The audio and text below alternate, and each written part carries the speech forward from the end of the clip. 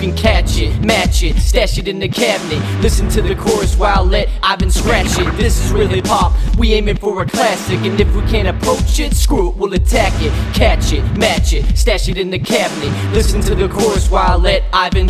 This is real hip hop, we aiming for a classic. And if we can't approach it, screw it, we'll attack it. And it's no secret, when life gets hectic, I take some time out to reminisce.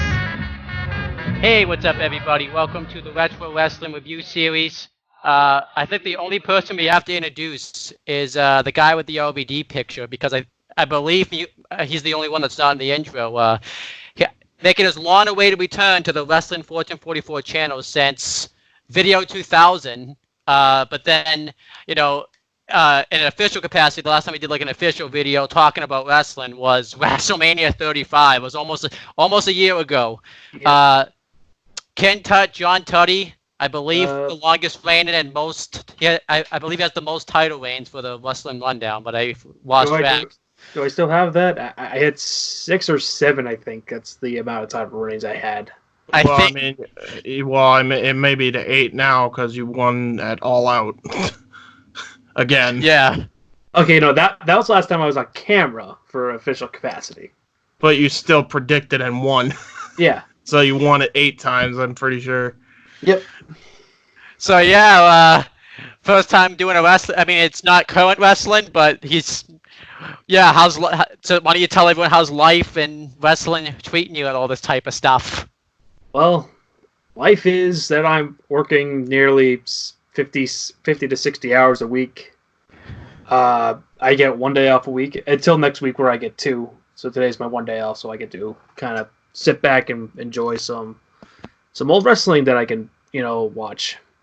And that's kind of how I fell on this topic, and I rewatched what we're going to be reviewing today, and I don't know if any guys want to introduce what we're doing today. Yeah. So everyone gets their turn when it comes to picking shows. The Retro Wrestling Review Series hasn't changed all that much, and since John was available, and he's like never available, he got to pick a show. He didn't really pick this show though. He just mentioned something in the chat, and then I said, "Want to review this as?" your pick. So it's kind of like me and John's pick, but mainly John's pick. He just mentioned it in the chat. So, but yeah, it's WrestleMania 30. 6 years ago now, this show happened. Yep. And yeah, it was. It's been a hell of a 6 years since then. Usually when someone picks a show, to start off the show, I say why they picked it, and then we start reviewing the show. So, John, what made you, other than me saying, hey, let's review this as a retro, what made you want to pick WrestleMania 30? I've always been a component. I've said this is a top 5 WrestleMania of all time. It's easily the best Mania in the past, 14 years? I would say. That's weird because when I watched the show, and we'll get into it, I actually thought 31 was better match-wise. And there was a lot less questionable finishes on 31 than there was on 30. Because really all you had carrying the show was the Daniel Bryan arc. And we'll get into why I have different opinions, I guess. Mm-hmm. But so for James, some of this is... I feel like if he had been reviewing this show at the time, he wouldn't be saying this stuff. Oh, yeah, no. This easily, like, top 5. But it's because, for me, I'm a hindsight thinker, and it's just, like, looking at where everybody kind of ended up. And the doldrums WWE has been in since this. It's a lot. I think the difference between, like, 30 and 31 is, like, which do you prefer, like, better quality wrestling or better quality build? I think WrestleMania 30 had a better build, even if it. Oh yeah, no, I 100% agree that 30 absolutely had a better build. But I thought match-wise, I thought Mania 31 beats it like not even close because there was better finishes to the stories. Even if, despite how horrible they were built up, at least you had the heist of the century, the awesome money, the Intercontinental title ladder match, and. Despite the wrong guy going over, Triple H and Sting, and a lot of other stuff that was kind of going on that Mania card. So the only real bad thing about that was Sting and Undertaker wrestling in broad daylight, which should have been a fucking no-no. You mean Bray and Taker? Yeah. Bray and Taker, yeah. That's Well, what I meant. Sting wrestled in the daylight too, though. Actually, if you remember. So, Which again, why? anyhow, we're here to For talk Sting, about. it kind of makes sense because it was Surfer persona from back in the day, but not for Taker and Bray. This was not a man called Sting. That's unfortunate. But yeah, let's talk about WrestleMania 30. I mean, one big story we can talk about though from this was the first main roster show with the network era. WrestleMania was the first show. The first show technically though was NXT Arrival. NXT got the first show on the network, but Yeah, when $9.99 was shoved down everybody's throat, God kill me. Oh yeah. But this was the first show because the network launched on February 24th, 2014. Right. Oh my gosh! John doesn't because I don't know if you, but the initial stages of the network was just. It was horrible. I've heard horror stories about this. You couldn't. They shoved $9.99 down your throat. They screamed, and only for the playback for the actual network to be abysmal, bro. It was so bad. Oh my god! It was so bad. I had to watch it on replay. I couldn't even watch it live. I gave up halfway through. I'm like, fuck this. But I remember. It's amazing when you look at the network now and how you have the occasional problems, but it's great to see how far they came from where they originally come from. Yeah. I'll just say I remember when the first day you couldn't watch anything playback. You could only watch things live. I think even then though that was a problem. And then it was just so. I remember there was times where Brian and Vinny, when they were doing their retro reviews for Nitro and Raw, how often Brian would just scream at the top of his lungs on how terrible the playback was, even for the past stuff. I even had trouble with it watching NXT. On you know, after it aired live, and I'm like, why is this an issue on playback? But yeah, so that was so this was the start of the network era, which that could be a whole different video of itself, where we could talk about maybe the network hurt the WWE, but that can be a different video in itself. But yeah, this is also the pay-per-view that CM Punk basically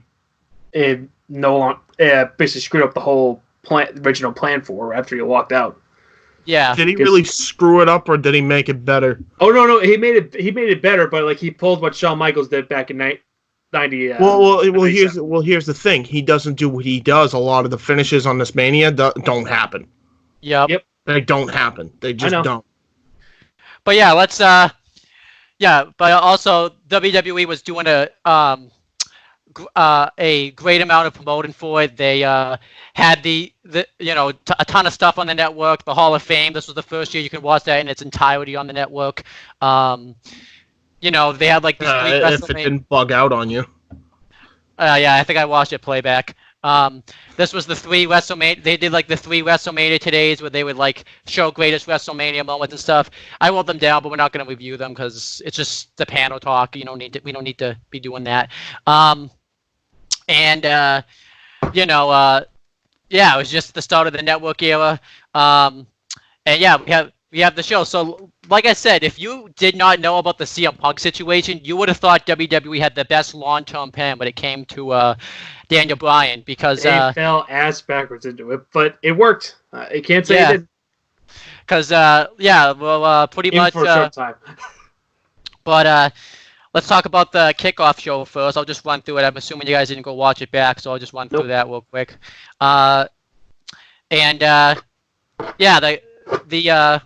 It was probably the best kickoff panel ever because we had Josh Matthews, who I forgot was still in the company around this time. I think this was the same year he was released, I believe. Booker T, and this obviously, I think when we didn't start them, but we noticed the jokes of Chucky Ducky quack quack moments, got to get the job done and all that type of stuff. Mick Foley and Shawn Michaels, who were huge parts of WrestleMania. I was kind of disappointed this was the 30th WrestleMania that Shawn Michaels didn't have a big old role on the show, but there was really no other place you could have fit him on this show. Shawn Mara Man, who was a football player. I don't know if John, is he still a football player? No, he was long retired when the show happened. Jimmy Hart, Alex Riley. Remember him, Alex Riley? And Trish Stratus. And yeah, the commentary team for the whole show was JBL, Michael Cole, and Jerry the Kim Lawler. Unfortunately, wasn't good JBL. This was crappy JBL. This was JBL. This was JBL at his absolute worst. Yeah. After 2007. Yeah, 2007 was his best. Was easily his best. 2006 to 2007 was the best run he ever had on commentary, and then he turned into he basically, because it was PG. I think that he's one of those guys that just suffered from it being PG. Like, honestly, I think Brian Zane put out a video today of him reviewing WrestleMania 23, and JBL's like yelling at Booker T, like, "God damn it, I left plenty of women. Damn it, Booker, leave her out." Yeah, that was great. All right, that's not the point. We had a ton of interviews. The Wyatts do a promo talking about the build up to John Cena, which we'll get into that. Brock Lesnar gets interviewed, and Heyman talks about how he's not going to give away their strategy. Daniel Bryan gets interviewed, saying he's going to make the miracle happen. The Shield are backstage talking about their Mania match, and this was all. Then we have the only Mania match on the show.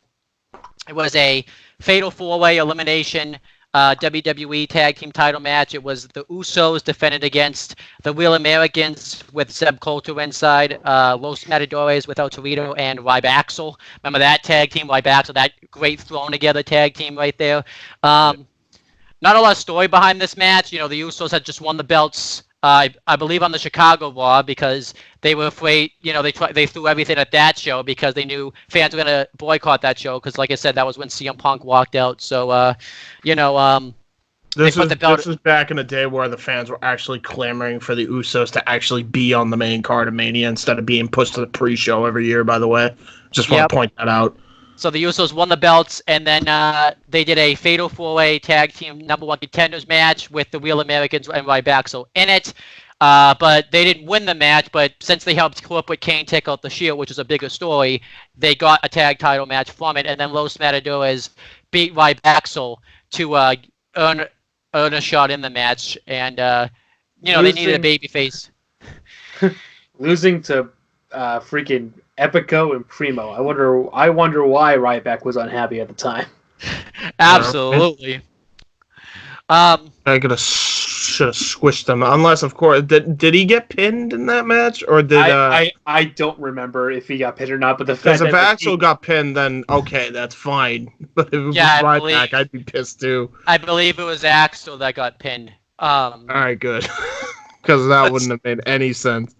But yeah, let's talk about that. Yeah, remember a year before this show, Ryback was like the hottest thing in the company, and he's wrestling on a kickoff show and a tag title match and a thrown together tag team. That's that's.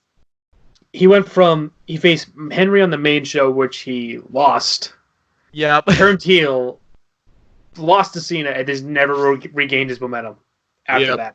Of course. And even though in his heel run he cut like the greatest promo, because he's just like, "If you're Superman, say hello to Kryptonite."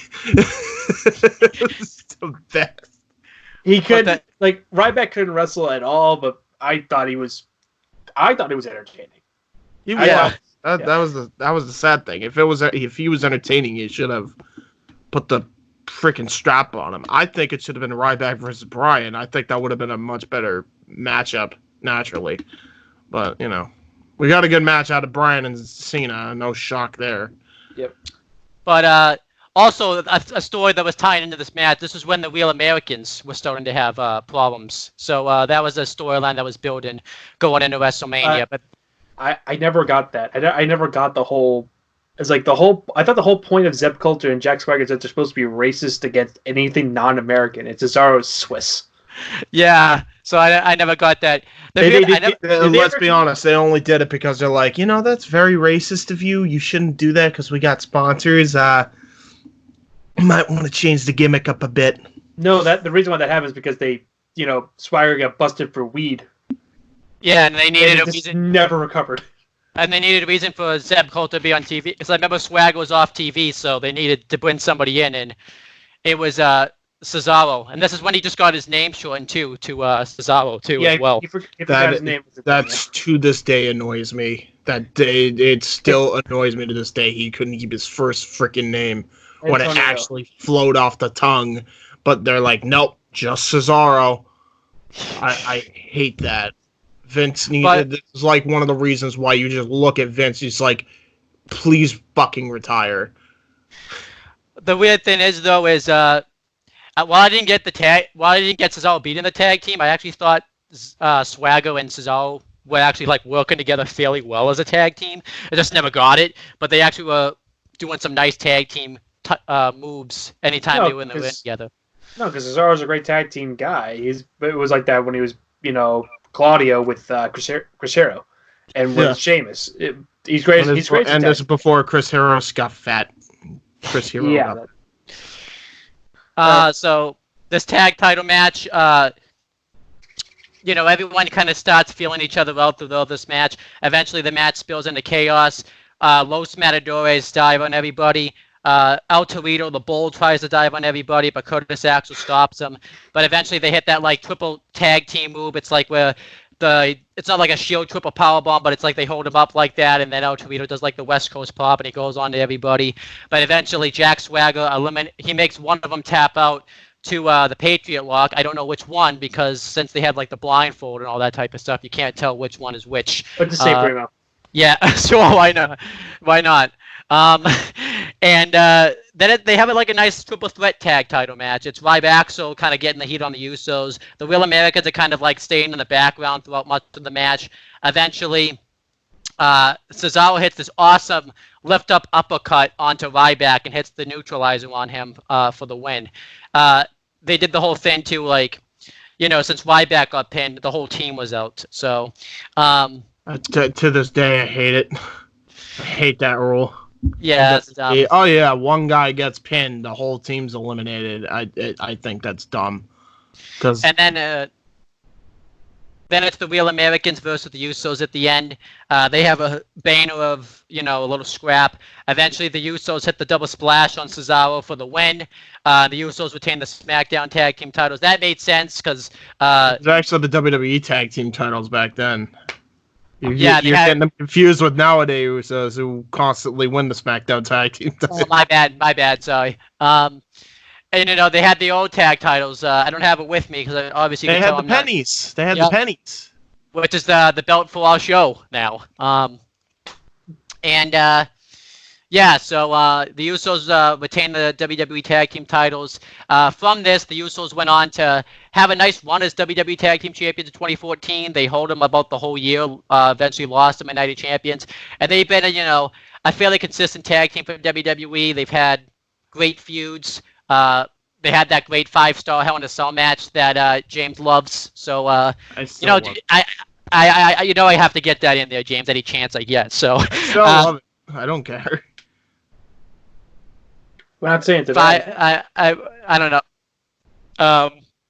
We're not saying that at all. But five stars, man. Really, 5 stars? Like, I don't know. That stance has probably changed since.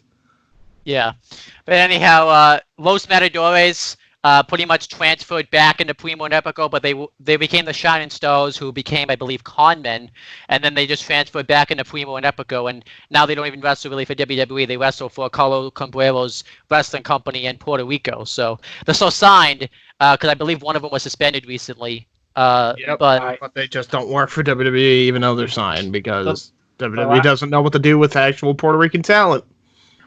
Well, they're not really talented. That's also another thing. No, I thought they were a talented tag team, and you could have done something with them, but especially when they were with Rosa, and then it never materialized. I think let's be face it, Carlito is the star of the family. I agree with that. Although if you had all 3 of them, you could, That's not have a cool. good action I meant to scene. look this. I meant to look this up ahead of time, but did we ever? Does anyone know whatever happened with El Torito? I know he got released, but is he retired or is he just wrestling? Probably He's still not- wrestling in AAA. That's where he was before all that. And then Ryback basically faded away as a tag team because Ryback got injured, and then Ryback came back with his "Feed Me More" gimmick. I remember there was a funny segment backstage too on Superstars where they like reference that they're a tag team, and it's actually hilarious. Like Ryback and Curtis Axel just joking around. Curtis Axel still with the WWE. He's in a tag team again called the B Team. That's still Yeah. a thing. Still, I mean they're not on TV, but it's still a thing. And Ryback, they think about it too. They had a chance to do. They had a second chance with Ryback with the Feed Me More thing, and they fucked it up again. Like, Because they don't know how to create proper stars. They'd rather force people down everybody's throat. This is why people are sick of WWE. and then since it's the last time we see Zeb Coulter on the show, Zeb Coulter basically stayed with Jack Swagger because there's a bigger story with Cesaro happening that we'll get into later on the show. And once Zeb got released, he went to Impact. He became like the head booker of Impact, but I believe he's out of Impact now. And I don't know where he is right now. So Sitting in his chair, thinking about his life choices, probably. And then Jack Swagger, after the match, I forgot to mention this. The Real Americans finally implode. Jack Swagger puts Cesaro into the ankle lock, and then Zeb pulls him off him and wants him to shake hands, and then Cesaro does the Cesaro swing. And I didn't forget he used to do that, but he hasn't done it in so long that I forgot it was a thing. And then it leads to something later with Cesaro that we'll talk about. And then Jack Swagger. John, you might not believe this, but Jack Swagger is actually, I mean, he's not great, but he's actually, like, much better now. Like, in AEW, they're actually booking him, like... I know he's in the inner circle. I know that. Yeah, like... But he's actually better. Because they don't have him talk. That's the main reason why. Yeah. He doesn't need to talk. Although I think he talked a couple of times, but it was very... tiny word. I think he just said he's sorry, speaking on Jericho's behalf. There's a pretty good tag title match. I give it like 3 1/4. I know you guys didn't see the match, but I mean, you had to have seen it before. I saw it. I've seen it. I watched the whole thing, so I don't know, 3. It's all right. John, what about you? I know you haven't seen this match probably in like 6 years, but yeah, I haven't seen it since it first aired, so that I can't give a proper rating to this. And then we have the real show itself. The real show. Yeah, the real show. That shows you everything that you need to care about with this shit. The last half hour didn't count. I know I shouldn't be saying that because the cruiserweights were on the kickoff a lot. So, but anyhow, we had the intro, which showed like since WrestleMania was in New Orleans that year, kind of like that Mardi Gras theme, shows all the past moments since this was the 30 years of WrestleMania. I like the edits that they did where they had like Shawn Michaels coming down from the like rafters and they like edited it with the Mardi Gras thing. I thought that looked kind of cool. Yeah, it kicks right off with Hulk Hogan because he was the host of WrestleMania. This was when Hulk Hogan came back to WWE after being away since 2007, or at least, and he was the host of WrestleMania. Made sense since basically WrestleMania started with Hulk Hogan in the main event all those years ago, and Hulk Hogan talks about those moments, and he messes up the stadium that they're in. I believe Silverdome. And he doesn't just mess it up once; he messes it up twice. Rob boos him until he realized, wait, I'm sorry, it's the Superdome. Then everybody cheers. Well, I will give Hogan credit on this. It was great. It was a nice rebound when he said like, I was just thinking about slamming Andre the Giant. I'm turning the Macho Man. I don't know why. Yeah. In the Silverdome, brother. And I don't think he noticed that he fucked up until he heard the crowd chanting Superdome. So that was hilarious. And then he says, "What are you gonna do when WrestleMania runs wild on you?" I'm not gonna do the impressions because I'm not good at impressions. Then Oh, What you gonna do?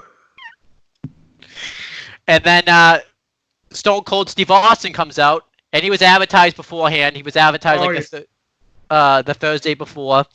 And this is kind of cool because they were supposed to have a match back at WrestleMania 18, and it never materialized because obviously of backstage politics and all that type of stuff. Because Hogan is a douche. Well, Austin didn't want to. Austin yeah. face him. Why would he? So Rock faced him instead, and Hogan put over Rock instead. And Stone Cold.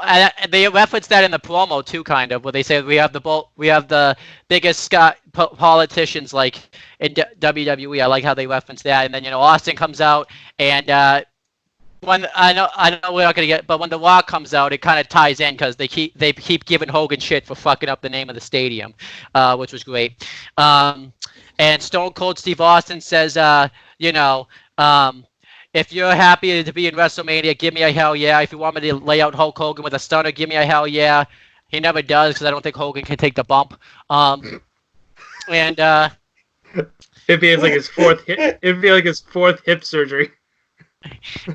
And Stone Cold Steve Austin that talks about how Hulk Hogan, set the stage for WrestleMania back at WrestleMania 1. The crowd starts doing the what chant, so he lists off like WrestleMania up till 10, and then he just says, "You guys get the point." And he could have stunned. Hey, in fairness, he could have stunned Hogan, and Hogan could have sold it like Vince. Then eventually Austin said, "You know what?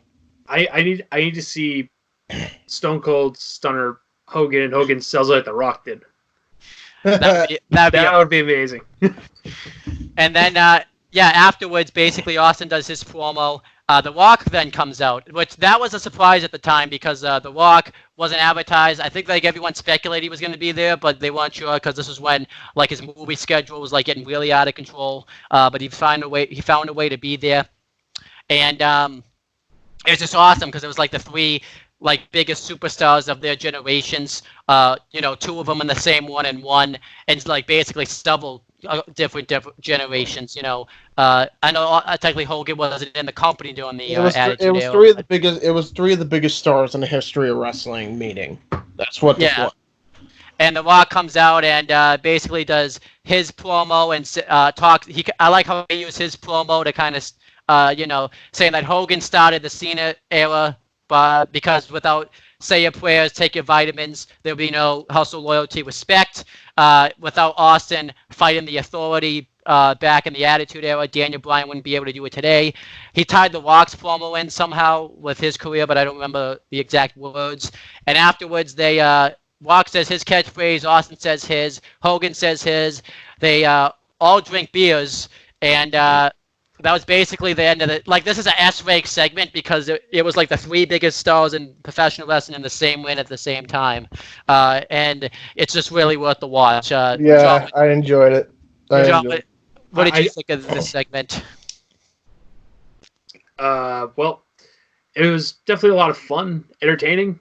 And fair to point out, this opened up like every single WWE show up for that whole year. There's a 20-minute in-ring promo. But since it wasn't the Authority or like some big authority figure to tell you what's going on tonight, welcomed. Yeah, exactly. It's like it's Hogan, it's Austin, it's The Rock, which is all great. It's it's great to see those three guys.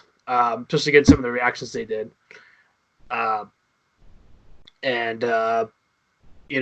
makes you like think about back when Hogan fought Rock at 18, and of course trilogy matches that Austin and Rock had. It just brings like good memories.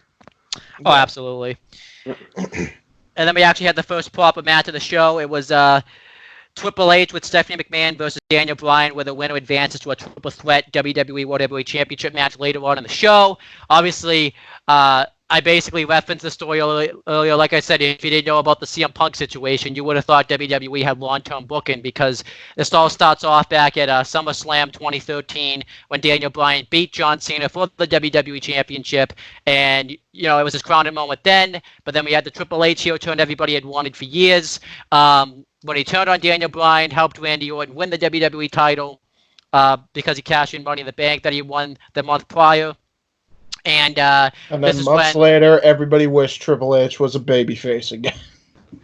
And then Triple H, said that he did this because, this is when that whole B plus player thing happened. They didn't think Daniel Bryan could carry the company, which was a nice story because it was something, that you actually thought that like people like the McMahon family would think of Daniel Bryan. So it was nice that they were actually telling that story.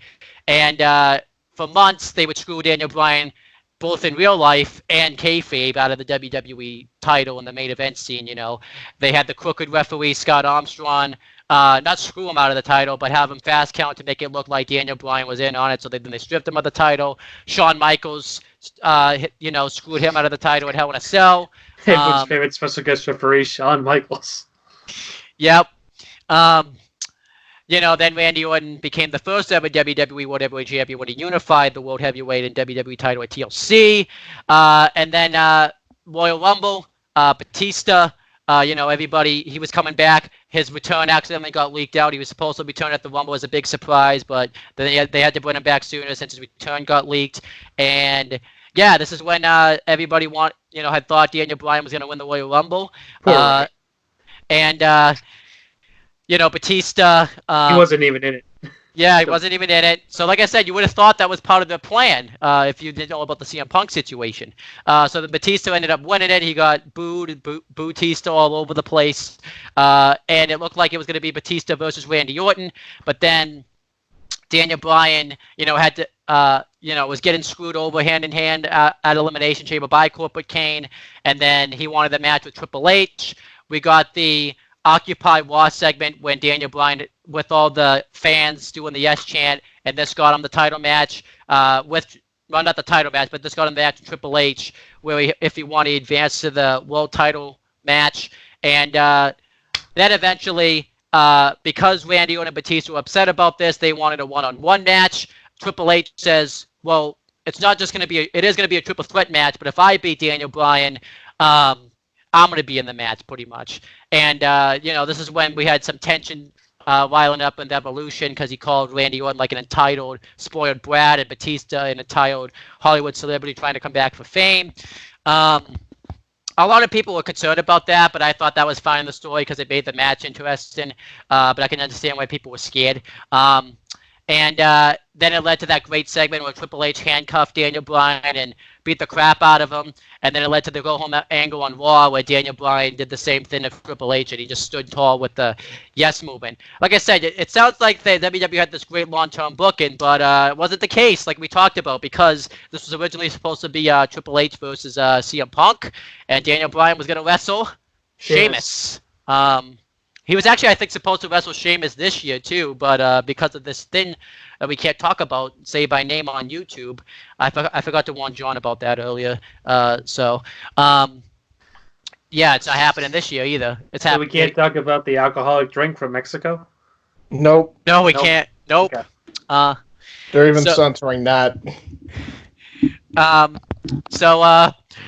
it was supposed to be Daniel Bryan was going to wrestle Sheamus, and they would have done the one-on-one match, but CM Punk walked out. That started it. And then the fans were just so against Batista that they didn't have a choice. The first pay-per-view on the network, at least, the main roster-wise, couldn't be Batista leaving as WWE World Heavyweight Champion with just a ton of booze. So this is like the one time, I think, well, not the one time, because we didn't get Kofi Mania last year, but this was the one time, like, where we actually altered the change of the Mania that WWE wanted, us and CM Punk. So, I look back at this moment, and it's great that Daniel gets his moment. But this is, I want to point this out as an indicative problem that was in WWE and was going on even around this time. They did not want to do things for the fans, by the fans. They wanted to do it for them and whoever, because they wanted the fast, easy payday. That's all they gave a shit about. That's all they gave a shit about was the fast, easy payday. That's all they cared. That's why they booked the main event that they booked. And so when Punk, walked out and vented his frustrations, talked about WWE's practices, this is what turned a lot of people off from WWE, and it's been getting worse since that. And, people just decided I'm sick and tired of having to kick and scream to get what the fuck I want to get. I shouldn't have to do that. I should be able to sit down, watch a wrestling show, enjoy it for what it is, knowing that they're booking the right people because I enjoy the people that I'm rooting for or cheering against in the case of MJF. And that's it. That's what I should be able to do. Should be able to cheer, boo, be a part of the show, and enjoy. They can't do that with WWE. And you wonder why people do the beach ball mania shit. It all stems back when they were trying to scream for Daniel Bryan to get the main event. Yep. Like how tone deaf do you have to be for it to take your biggest star, arguably since Austin, to walk out of your company for you to finally make the right decision and put Daniel Bryan in the main event? That's a level of tone deaf that no fan will ever appreciate in any business. WWE is the EA Sports of professional wrestling. That's what it is. Hey, James, still working. So that's my thoughts on that. John, anything you want to add to that?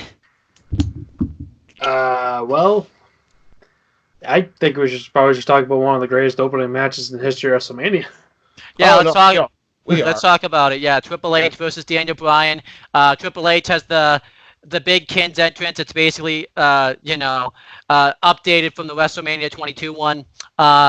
This is where we have the cameos of Charlotte, Alexa Bliss, and Sasha Banks, which was kind of cool. That they got them because it was kind of shining the light on NXT a little bit, and were like big stars now in maybe more Charlotte and Alexa. And Sasha Banks is a decently big star, but not the big star we thought she'd be.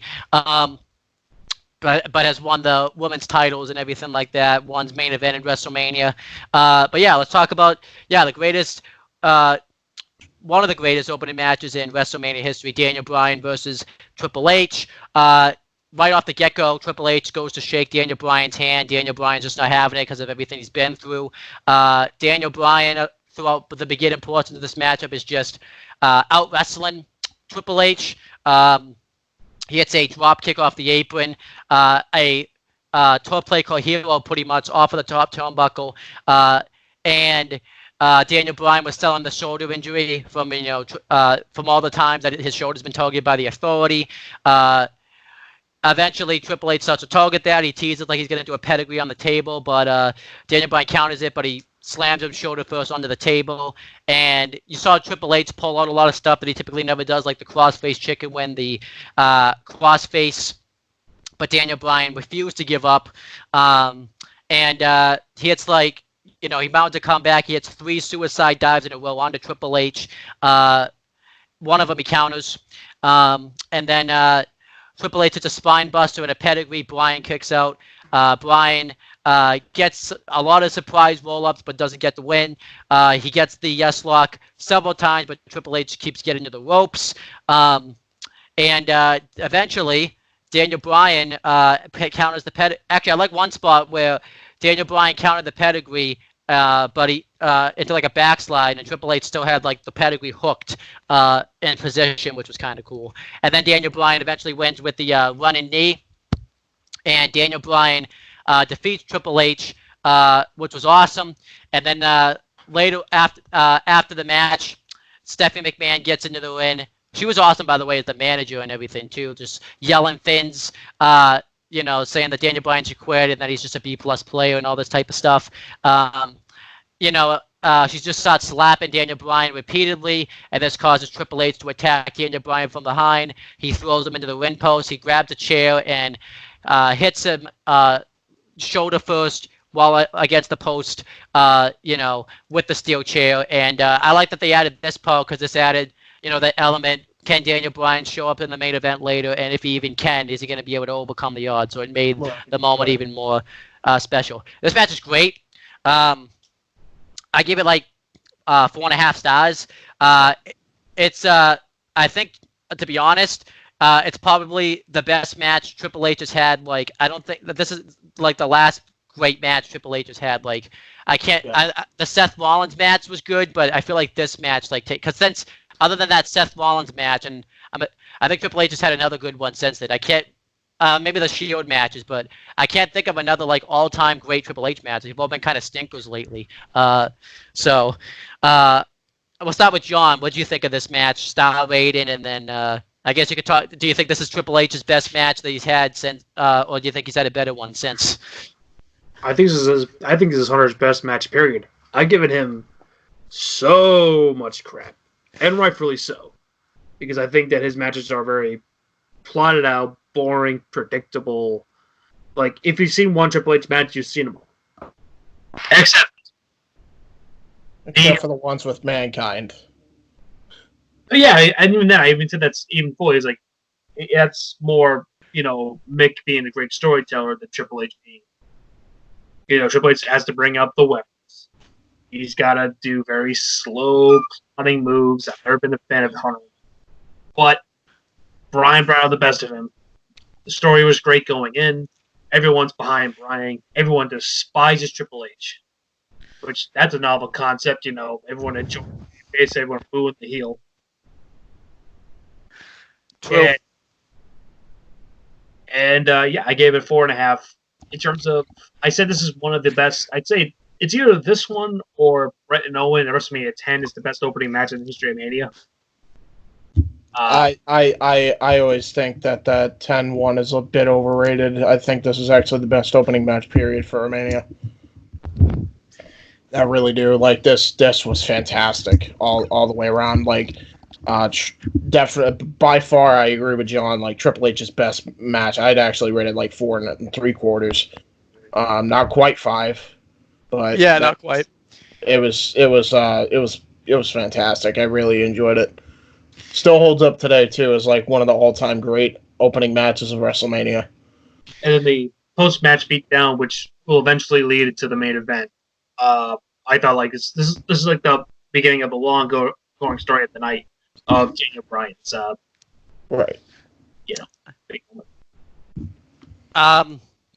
Yeah, then it leads to we have the next match. You gotta wonder like what match can follow this. We had the New Age Outlaws and Corporate Kane versus the Shield. The old Age Outlaws. Yeah, pretty much. At this time, yeah, they did not look good in this match. But yeah, this story, like I said, I kind of referenced it earlier. The Shield was starting to form cracks. They were starting to not really get along until Seth Rollins this is when he turned on them, like in that Wyatt family match, to kind of see if Roman Reigns and Dean Ambrose could work together, and it brought them together.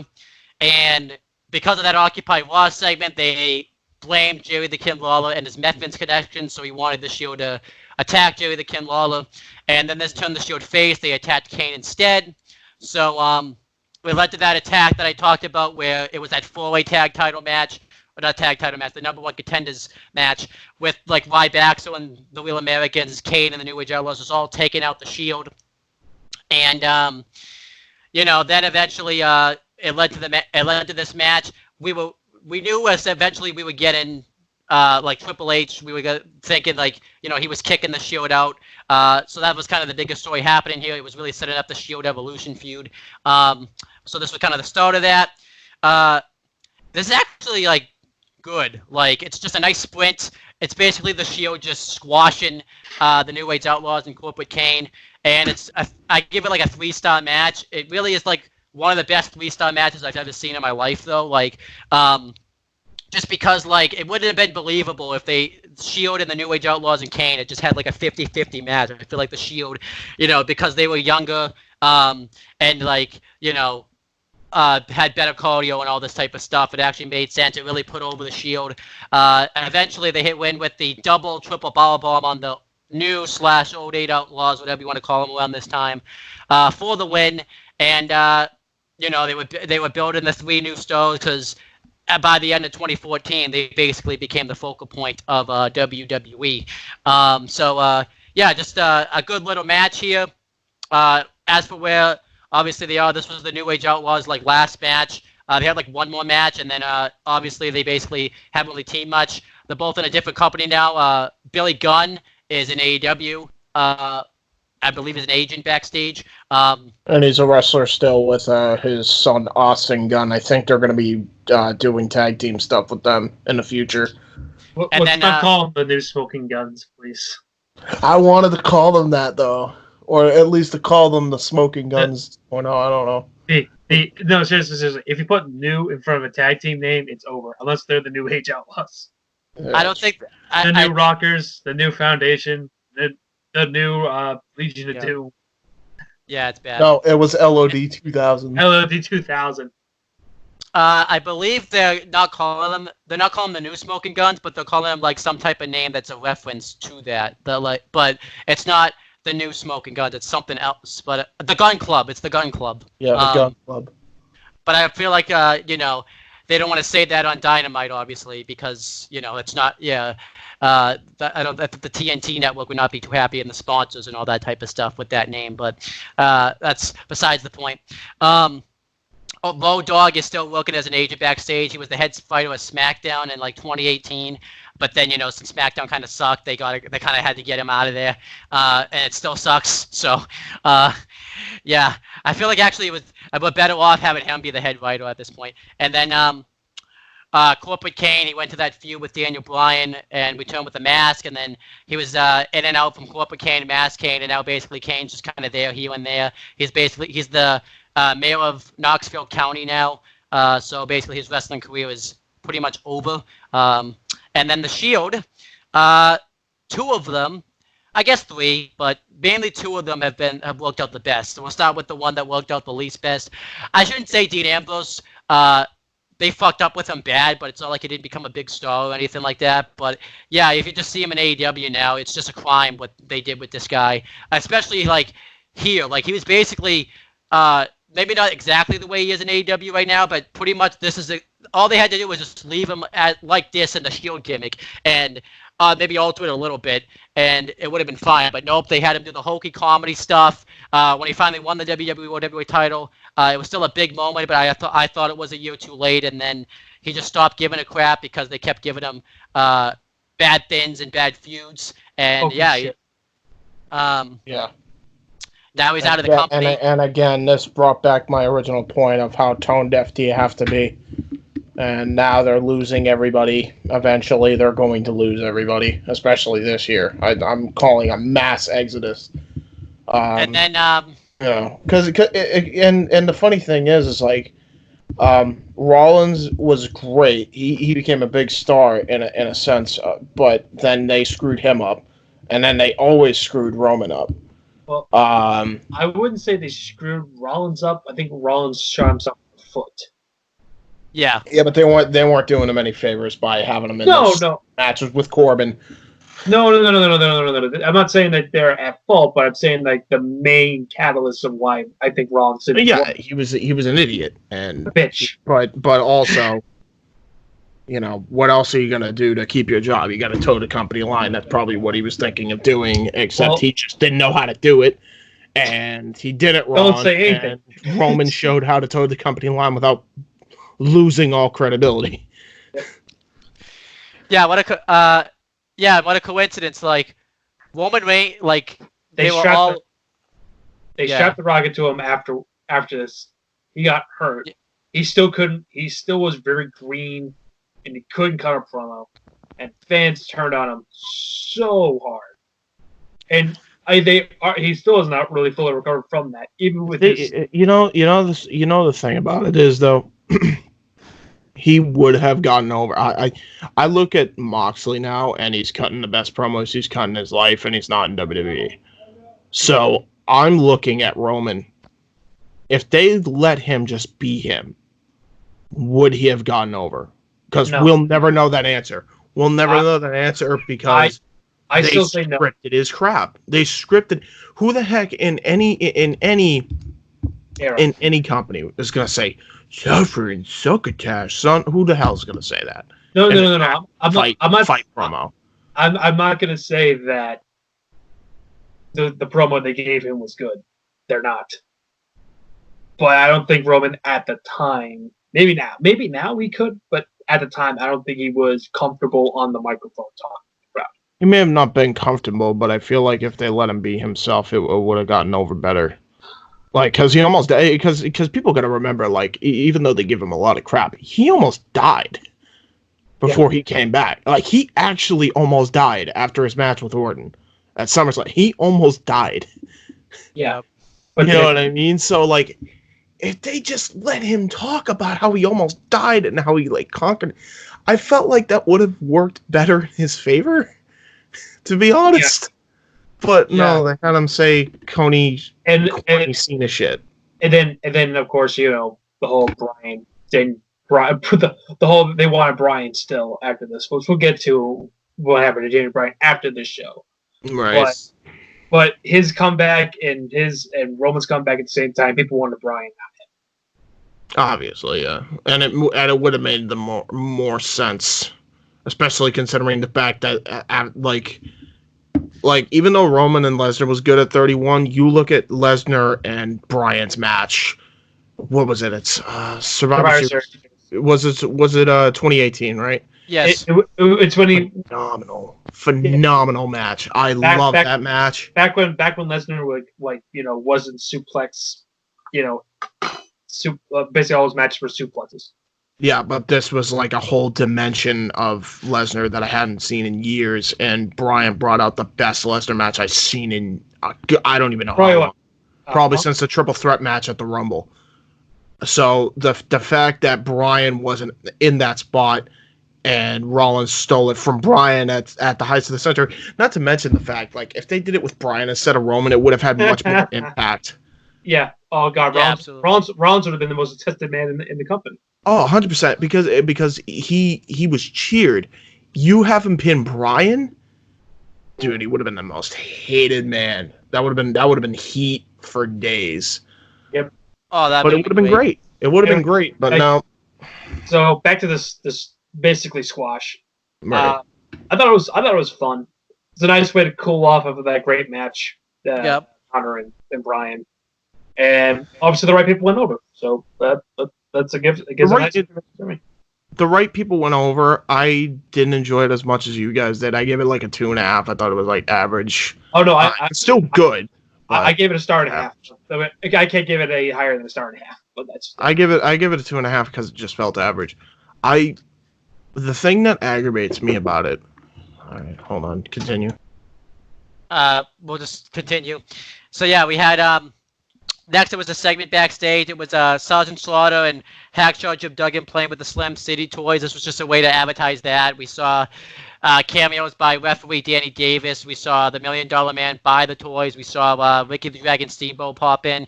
Kind of a nice way to get like all of the people. Legends. Yeah. And the WrestleMania people, because, they wanted to get probably like Steamboat on the show since he has a big WrestleMania following and all this type of stuff. So this segment was fine. Nothing really to hate about it. So anything you want to say about this segment, or is it just fine? It was just there. It was an ad. Then we had the Andre the Giant Memorial Battle Royal, the first one ever. This was back when it mattered. Yeah, the only time it mattered, we should say, actually, too. Hogan announced this. I was trying to say before I got rudely interrupted. What was I saying now? I don't even remember. Oh, yeah. The thing about this match that I didn't enjoy was that looking back at it, and even before the match was even announced, I thought they should have done the Wyatt family Shield rematch because that would have been way better. And you should have had Cena in the Andre the Giant spot where Big Show was, because that would have been way better for Cesaro. I don't agree with that, but we'll get to that later. Well, it was better. My point is, you knew Wyatt was going to lose. I knew Wyatt was going to lose. It would have been detrimental to his career. Well, they would have lost to. They would have lost to the Shield. Well, they would have lost to the Shield. They would have lost to the Shield, but you could have Rowan take the pin, and it wouldn't have got Bray, down a peg. Is my point. That's why I say I look at that and I'm like, I wish they did the Shield and Shield and Right. Wyatt family, true finale, like no holds barred, all over the arena thing or whatever. Have Rowan get pinned by, I don't know, Roman or whatever to get him to look strong since they were on that momentum thing. And then had Cesaro eliminate Cena last in the Andre the Giant Memorial Battle Royal. After eliminating Big Show, you want your big giant spot. You could still eliminate Big Show third to last, but I think it would have been bigger for him to eliminate Cena. Then Bray doesn't get buried, and then everything else can go according as planned. Because I think that just looking at it, especially now in hindsight, that match was unnecessary, and Bray Wyatt getting buried was unnecessary. That's how you could have solved that. So that's just we'll talk about the Bray Wyatt thing when. Yeah, did you see the toy segment change? It's Sergeant Slaughter and Hacksaw Jim Duggan and all that. What'd you think of that? Because you didn't really get to talk about.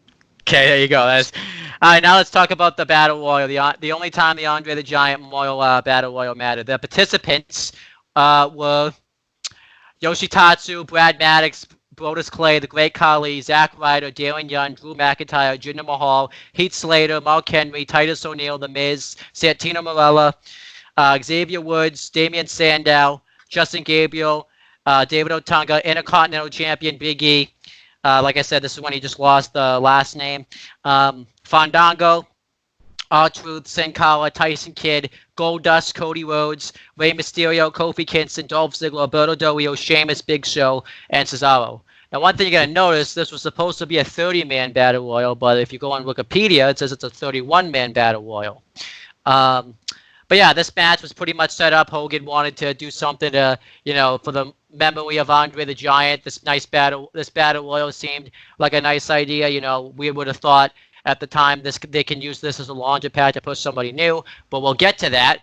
But it's basically just a nice battle royal to start it off. You just see kind of bodies kind of getting thrown out. The most mentionable ones I want to talk about is obviously Mark Henry eliminating Jinder Mahal and Drew McIntyre like minutes into the match. I talk about that because it's kind of important because now McIntyre is facing Brock for the belt, and he's become like a big star kind of since then, and Jinder Mahal has been WWE champion since then. So it's kind of weird to think that they were just in this battle royal like 6 years ago and thrown out like afterthoughts. But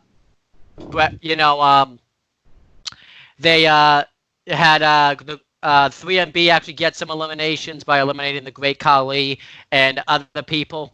Tyson Kidd went a bit of ways in this battle royal. He didn't do anything significant, but I thought it was cool. He went a bit of ways. Fandango actually eliminated Big E, the Intercontinental Champion. It didn't lead to a program or anything.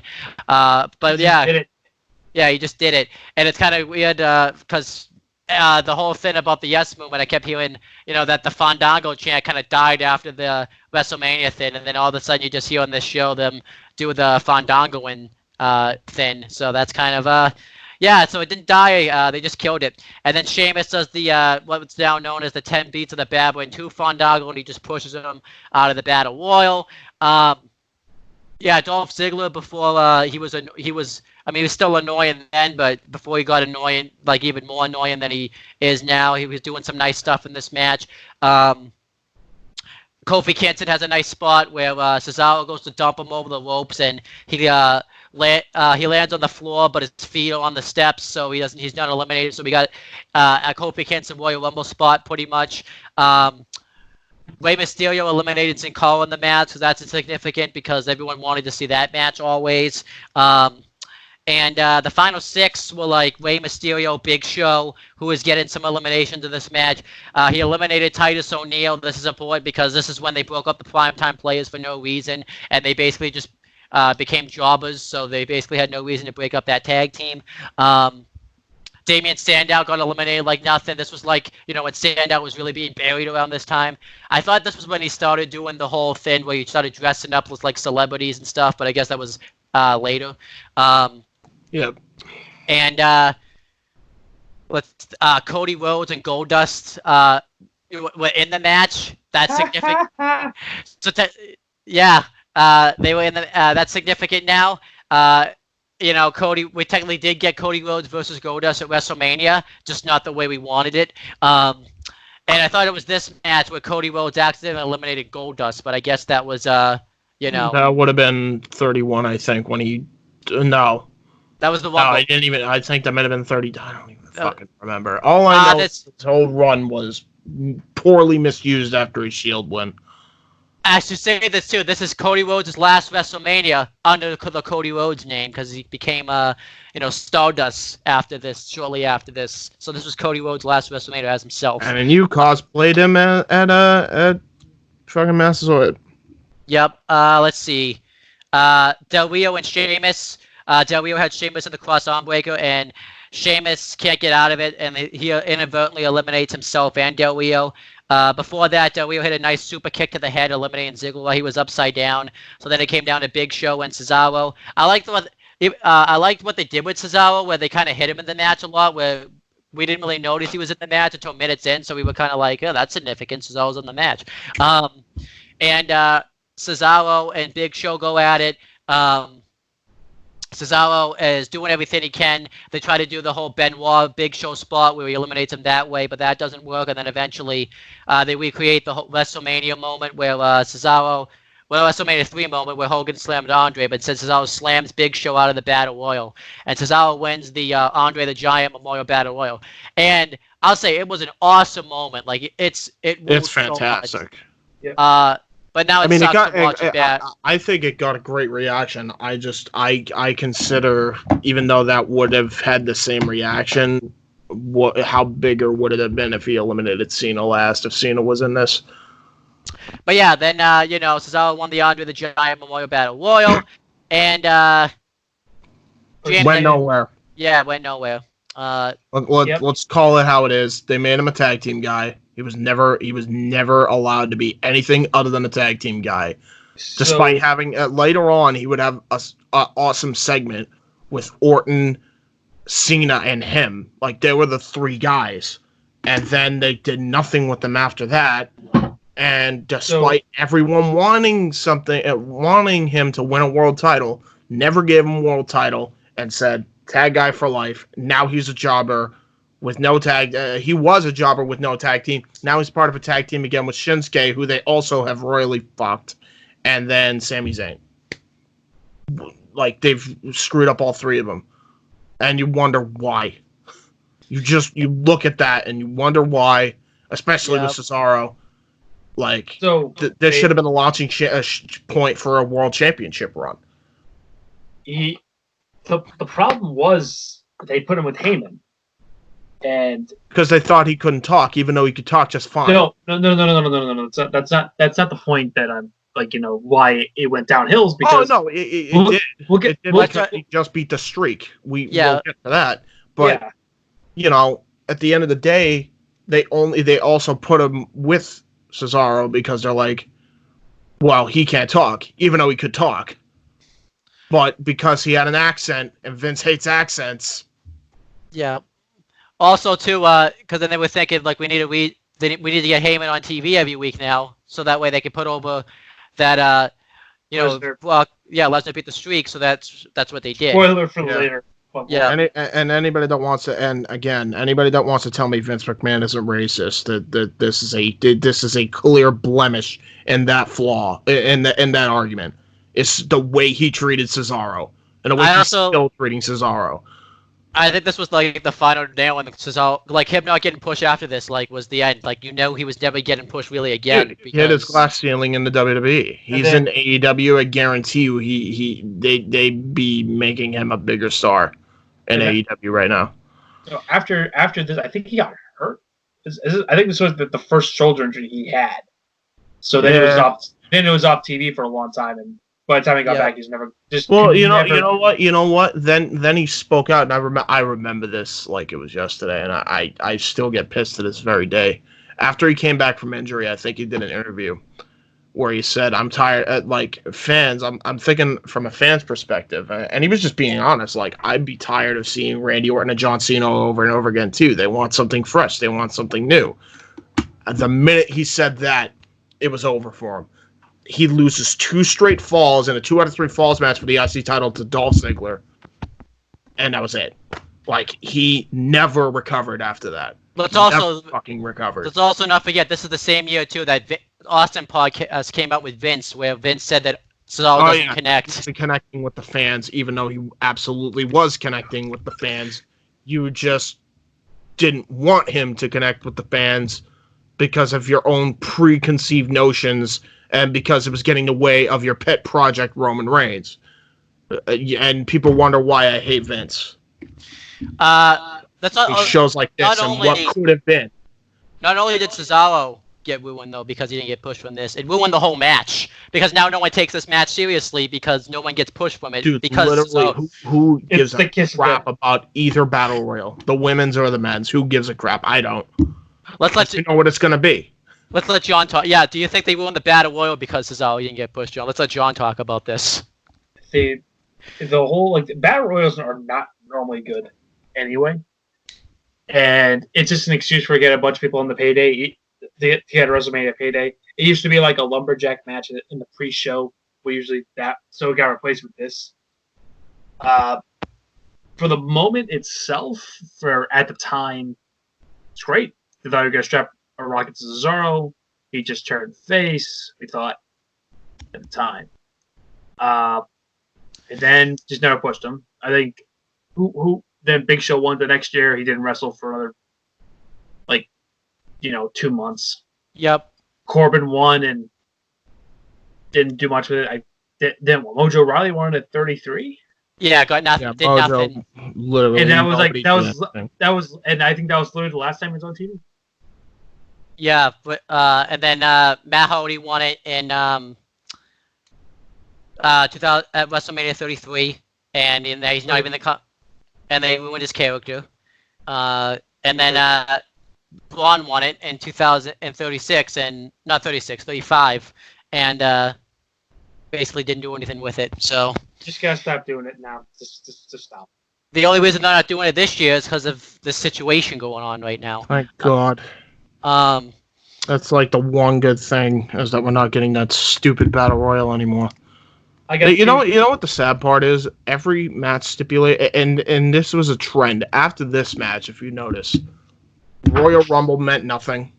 It's starting to mean something again, but for a while it meant jack shit. Money in the Bank has now meant nothing and hasn't meant anything for the last couple of years. This was a trend of all the match stipulations that should launch you to the World Championship. It meant nothing. Even King of the Ring now, which they brought back, means nothing. And this catalyst of that start of matches that should lead to a world title run, meaning absolutely nothing. Actually, I want to talk about too. You knew they literally ruined Cesaro around this time because he was in the Battle Royal next year, and they basically recreated the spot, except this time Big Show just eliminated him with this. So Big Show got it back the next year, literally. Oh my God, yeah, that's where it really didn't matter, and that's where everybody stopped caring. It's just and it was on the pre-show, if you remember. It was on the pre-show too. All right, so where everybody else went, Yoshitatsu basically was released after this, and New Japan. Let's speed round this because there's too many guys in this battle royal. Brad Maddox. Let's just leave it at that one. Brodus Clay was released shortly after this. Went to TNA, became Tyrus, and now he's gone. The Great Khali was released shortly. You notice a trend here, by the way. The Great Khali was released after this, and he's been brought back here and there. Zack Ryder. Or Zack Ryder. Yeah, he was just another guy in this battle royal. He did have a nice moment at WrestleMania 32, but then that's it. Darren Young basically didn't amount to nothing. They just reunited players. Drew McIntyre is getting a WWE title match, but it took a while to get there. He got released shortly after this, and then obviously tore it up in the Indies and everything. Jinder Mahal, like I said, former WWE champion. Heath Slater, still in the company in the exact same. Did you know that he's actually competed in every single Andre the Giant Memorial Battle Royal? Yep. Who? Heath Slater. He's competed in every one. It's hilarious. Mark Henry. One for every kid. Yeah. Basically, in the same spot. He's retired. Titus O'Neil, basically retired. I think he's basically retired. He's basically like a part-timer. The Miz, This is what he brought back his Hollywood gimmick the same year. Oh, man, poor Miz though. Like he should have had another WWE title run, especially in 2016, 2017 time frame. He never got it though, and now he's basically.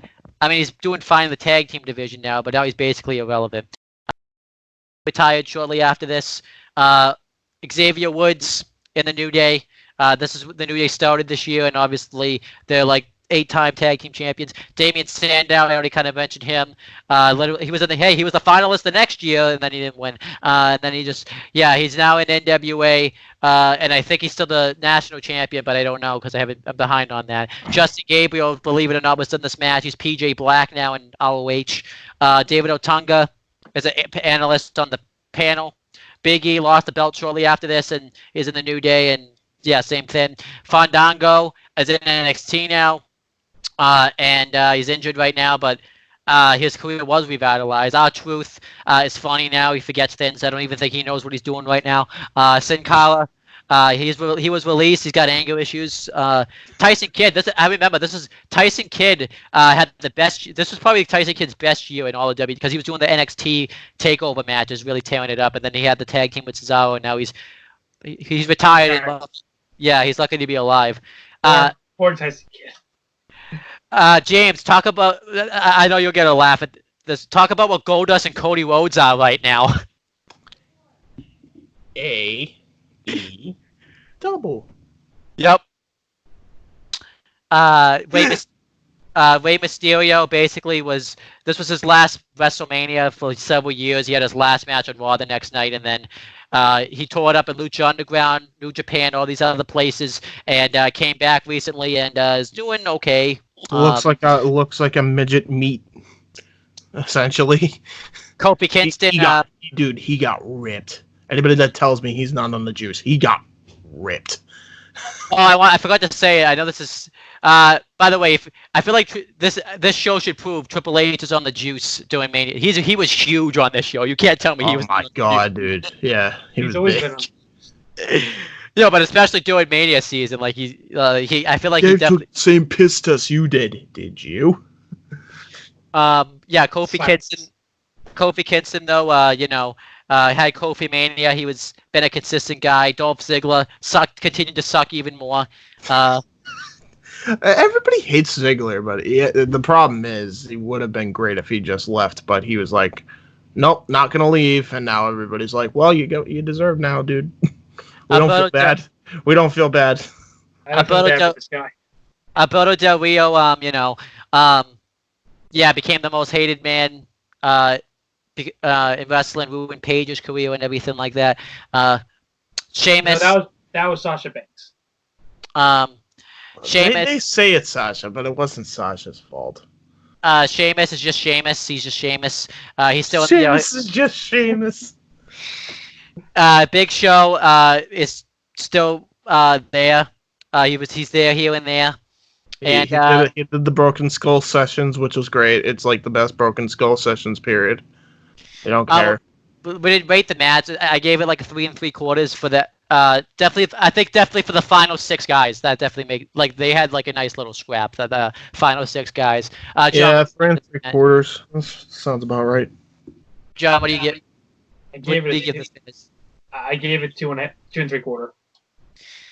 Then, John, I think you knew I was going to leave you with this match. I know you've broken down the story before, but now this is just updated 3 years later. Bray Wyatt with Luke Harper and Eric Rowan versus John Cena. Talk about the storyline, the match. Let's leave this to John right here because we love to have John talk about the John Cena matches when it comes to everything. Yeah. All right. So Bray Wyatt debuts as his creepy new gimmick. And it's getting over everybody. Great promos. Not the best matches except for the Shield match they had back in what was that? Elimination Chamber, and also you're forgetting about his awesome match with Daniel Bryan. Yeah, well, that's Bryan. Everyone can have a good match with Bryan. They can put me blindfolded and have one arm tied on my back, and they can still put a 2 to 3 star match out of it. So Cena's in the Elimination Chamber. he gets distracted by the Wyatt family. They cost him the title. And now Braid's going to go for Cena's legacy to try to make Cena's net, which is the kiss of death. Whenever I say, like, I'm going with Cena, I'm going after your legacy, that is, like, dead, cooked at that point. Bray comes out to a pretty cool entrance. You know, they have the Voodoo Doctor playing his theme song on the way down. So that's pretty cool. Here comes John Cena. The apex of my Cena hate. Which was happened the year prior when he won the title and kind of was just like his insufferable worst. Where he was just beating everybody. Anyone that I liked, he was beating him. Right back. Damian Sandow.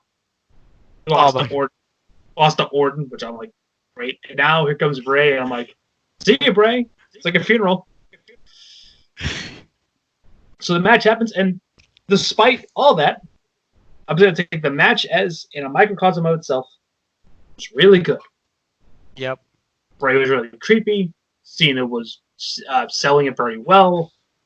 Rowan and Harper tried to get involved. They couldn't get involved. But Cena wins. Whoa. Great. Cena wins, and this didn't completely ruin Bray's momentum. That happens 2 months later at Payback when he lost in a last man standing match. And that's like a horrible... He literally got buried, I'm pretty sure, in that match, didn't he? In a trash bin or whatever? Yep. And here's the thing, like, you can look good in defeat, but good God, it just sent him down this path of him cutting great promos, him trying to be intimidating, and then losing. This went on a cycle for like 4 to 5 years. This was like the consistent cycle. And now that he is the Fiend, and we're going to be doing this match again, this time Cena does the right thing and puts over Bray this time. Except nobody cares now because he lost to Goldberg, and no one gives a shit now. Who could possibly care if he beats Cena this time? The 4 people that are going to watch. All right, so I'll take. Yeah, so basically you said it all. I'll just say, Bray. I mean, this didn't completely ruin his momentum. I mean, I feel like though that he didn't look really all that strong in defeat because he lost the match even though he had like 2 extra guys there helping him, and I don't know, it just really didn't. It made no sense of the story for Cena to win anyways. Like the whole thing was about his legacy, him struggling to cope and not going to the dark side. And he doesn't. It was the Embrace the Hate storyline all over again with a different cast. That's what it was. Yeah, and he doesn't do it, and then he loses. And then definitely Payback hurt him more. Payback hurt him more. The Extreme Rules was the worst of it, I think, just because of the freaking child that had to help him to win. It was the worst match of the 3 by far. And then I don't care what anybody wants. As I said. If you put Cena in the Battle Royal and you had the Wyatt family versus the Shield instead of what they did, you would have had a much better Mania. You would have had a much better career for Bray Wyatt, without question. And shit wouldn't have gone south for Bray as it did. And I even said that. I even said this back when him and Cena were going to fight. I'm like, this is not going to end good. And then, basically, because of this match and this whole feud, we have the Fiend, and they're using it as fuel for the match, for the build-up, and no one cares because he lost to Goldberg. Yeah, and I lost interest. I'm not even watching it this year. I wasn't watching it even before it was moved to the PC, just because of that. I feel like too. By the way, even if Cena puts over the Fiend, he should have done it years ago. To me, it's a Nexus thing all over again. And by the way, this would be the second. If he beats him again, this would be the 3rd time. Remember, he buried the Nexus, and Harris was a part of the Nexus. Right. So this was the 2nd time he buried Bray Wyatt. There's a pattern there. For Rotunda, I gave it the match itself. I gave 3.5. It's good. I gave it a 3. I think it's a really good match. It's just at the wrong first thing went on. I gave it I a gave 3 because of the finish. Yeah, same. I gave it 3. I do gotta ask you, you too, John. Everybody actually forgets about all this stuff with Cena because he's so away so often. Do you think? Have you forgotten, or do you still remember, even though he's a part timer now, pretty much and stuff? Have you forgiven and forgotten, or no? For Cena, it's like, no, I think Cena's done more harm to the wrestling business than good. Yeah, absolutely. I've been absolutely. Everybody, you know what? Everybody says that. I have a soft spot for Cena, but I don't think it's Cena's fault. There's no question his character was booked awfully. At the end of the day, yeah, he could have said a lot, especially during the Nexus stuff and the Bray stuff. But ultimately, you got to blame it on Vince. That's what I say about everything, especially with Roman too. You blame it on Vince. That's what you do. You blame it on Vince. No one else books this. He's got the final say on everything. He's the reason all this happens. He's the reason that the wrestling business is now as unpopular as it is today. Despite there being way more variety in wrestling, it's still not popular like it was in the Attitude Era, and it's all because of Vince. It all stems back to Vince. No matter what you want to say, it is Vince McMahon. Cena, the Cena project is a Vince McMahon idea. Plain and simple. Yeah, so he chose booking. He chose the wrong guy.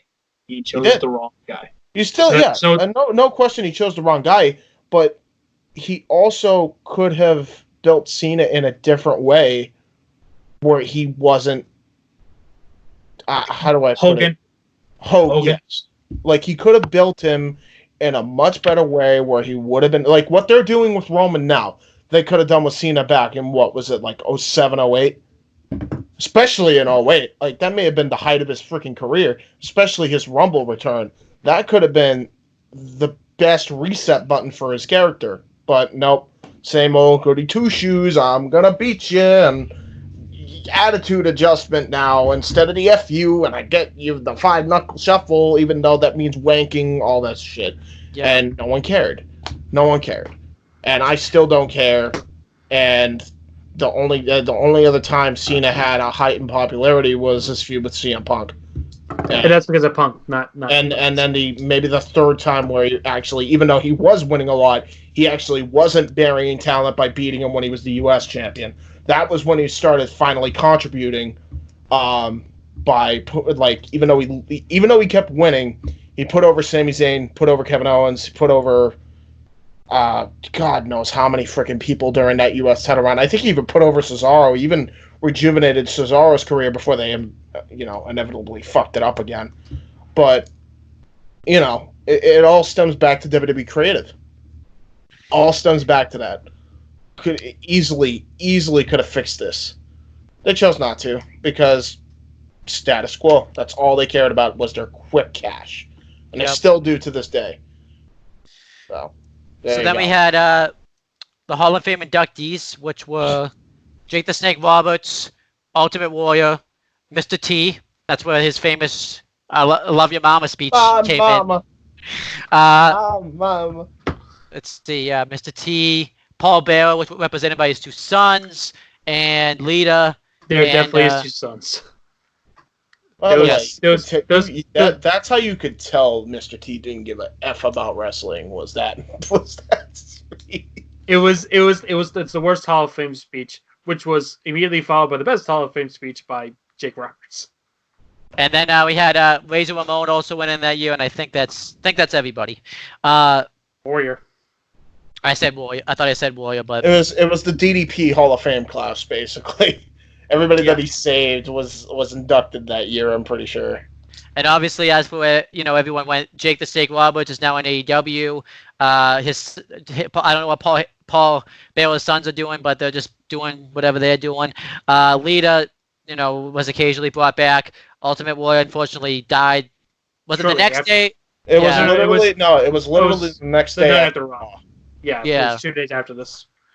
Which is super eerie when you think about it, dude. I was very eerie.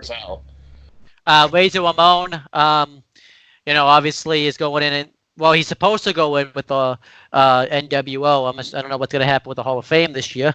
I think they're saying it's getting delayed till SummerSlam time now. I think that's when they're going to have the ceremony. And then, I think that's Mr. T and whatever. I don't know what he's doing right now, but Acting. yeah, he's acting. So, I don't think he Yeah. is. I think he's retired now, isn't he? I Yeah. think he does the odd commercial every now and again.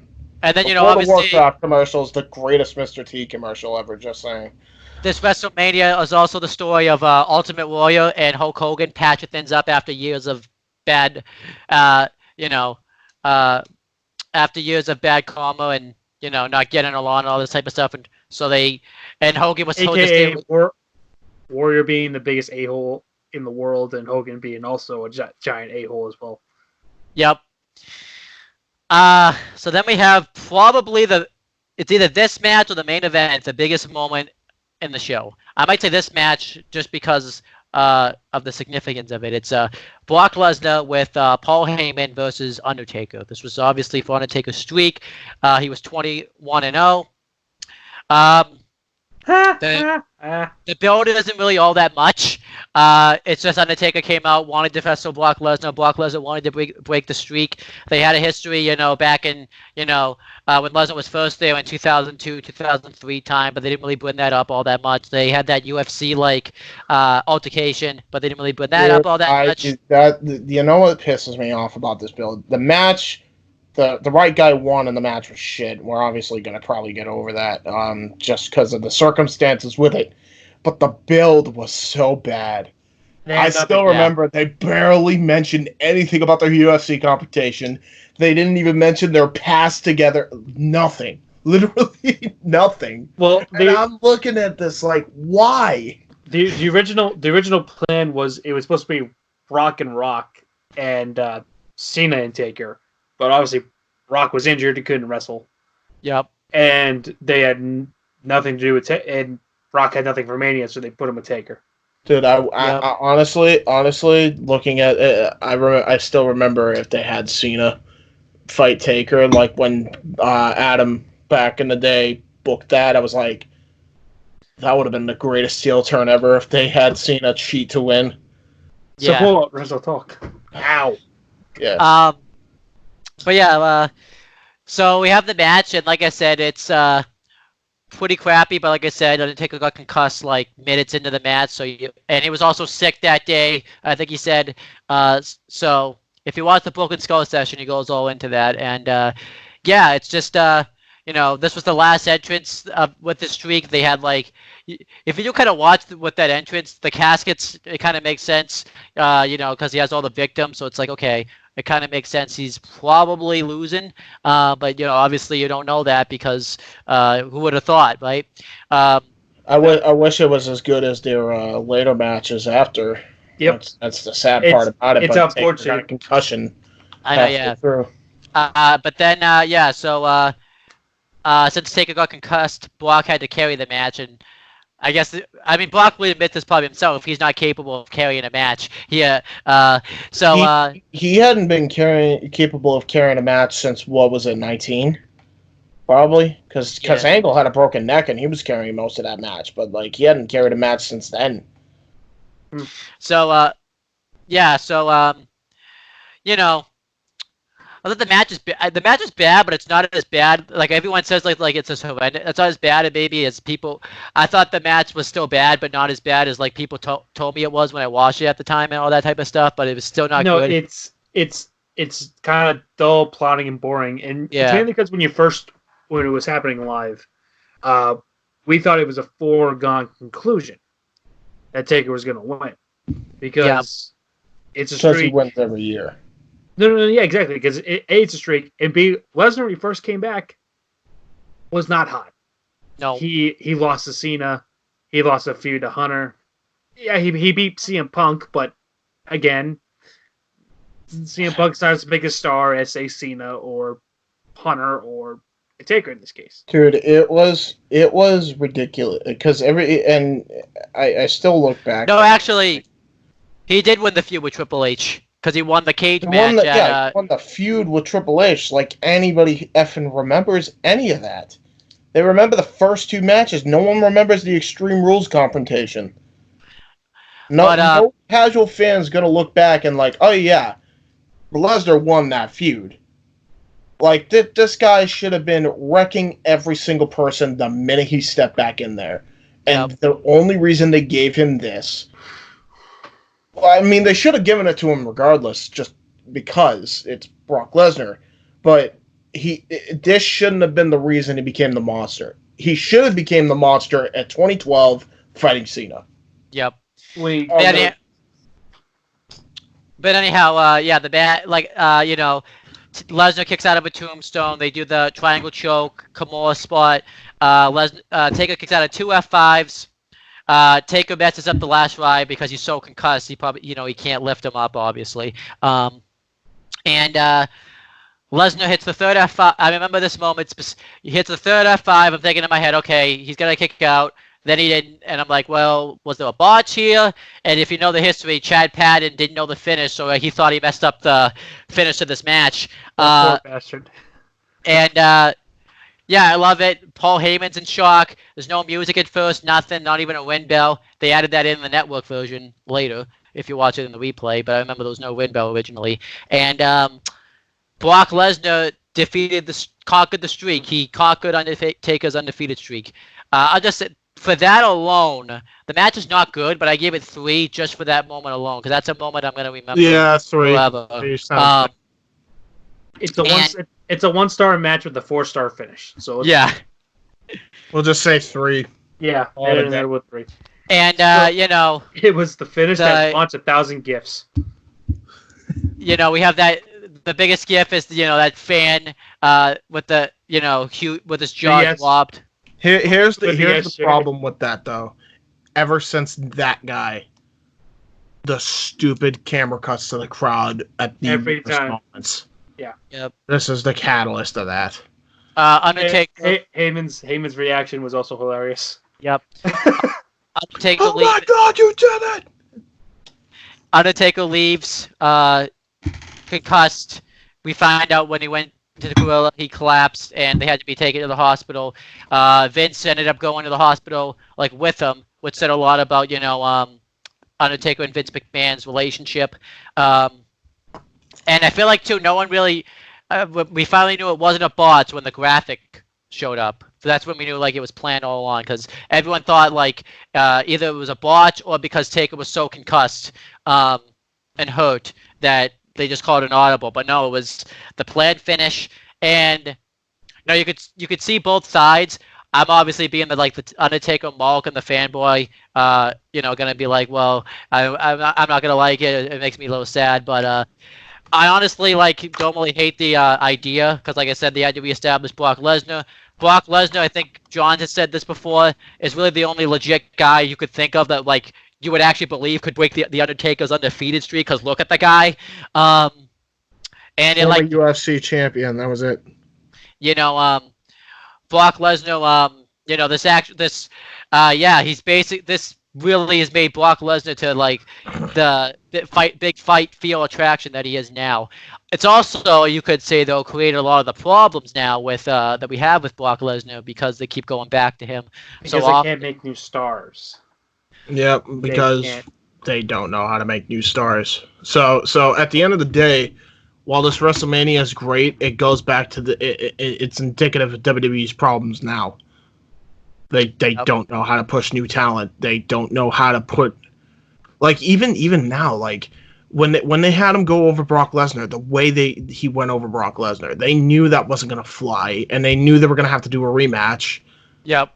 And then they did the rematch, and by that point, Rollins already shot himself in the foot, so nobody cared. Yep. Nobody cared. They were even booing him before they had that awesome comeback. And while the match was great at SummerSlam, everyone started turning on him by, what was it? Hell in a Cell time, and then because they force people down people's throats. That's the problem. You can't force stuff. You need to let it organically happen. They need to organically let shit happen, and they never do. The problem with WWE is it's too produced. It just is. And that's why everybody can't get over. And the only ones that can get over are the guys that are already stars anyway. And then people start getting tired of those stars because it's like they keep putting over the same guy, and this ain't the UFC. So they stop tuning in, and gradually over time, people stop watching. That's what happens. If you don't make new stars, you are not going to have a future. Plain and simple. Plain and simple. And not only and the problem is WWE is the industry leader right now, and people are going to associate. And I always say this: casual fans associate pro wrestling with WWE. They see WWE doing that bad, and they're going to be like, "Well, then I guess I can't watch any wrestling."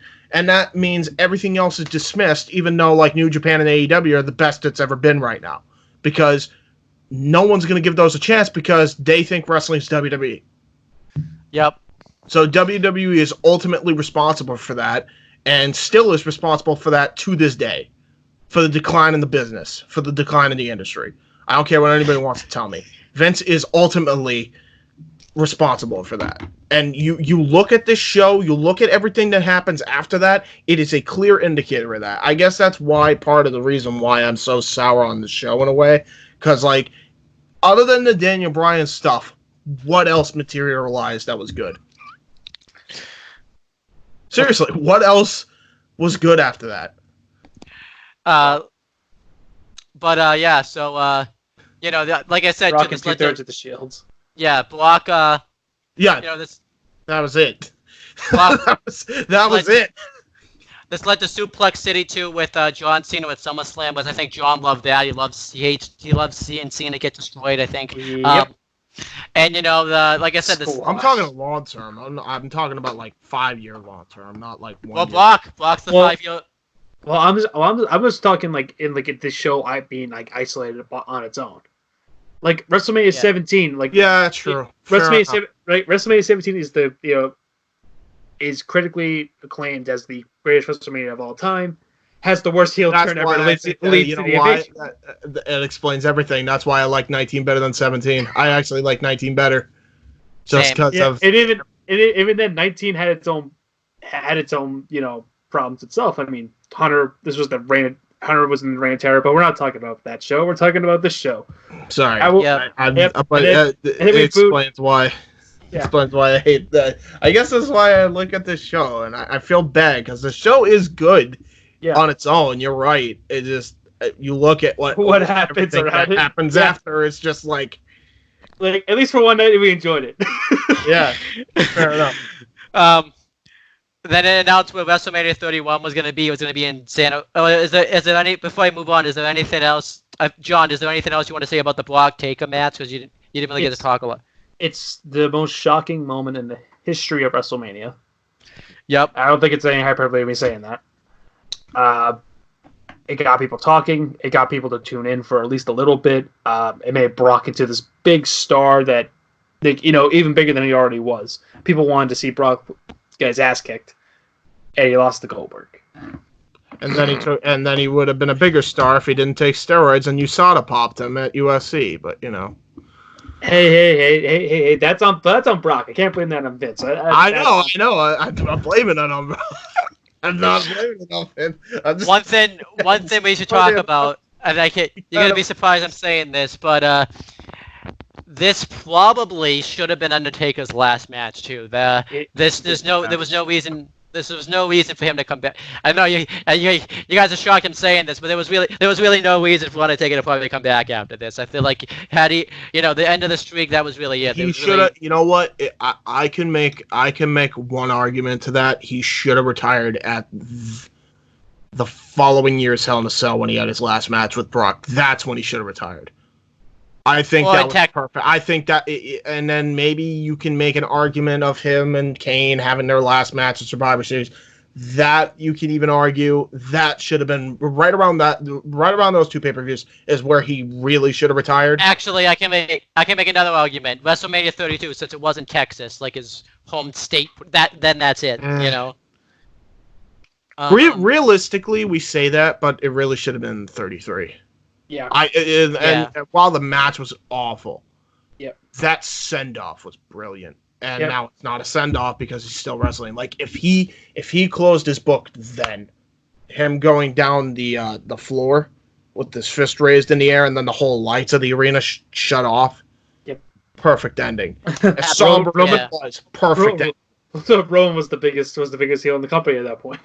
Oh yeah, dude. If they could you have imagined if they turned Roman heel like for real, after that? That would have been like that would have been launched Roman to a stratosphere beyond. Printing money. Absolutely. But you know, Vince doesn't like. He likes the quick cash, not the long term. So. Then they announced where WrestleMania 31 was going to take place. It took place in San Jose, California. Santa Clara. Santa Clara, thank you. Then we had the Vicky Guerrero Invitational match for the Divas Championship. AJ Lee defending against Oksana, Alicia Fox, Brie Bella, Cameron, Emma, Eva Marie, Layla. I forgot this existed. Do you want me to sum up this match here, Owen? It sucked. The fans booed because Taker lost 1 star.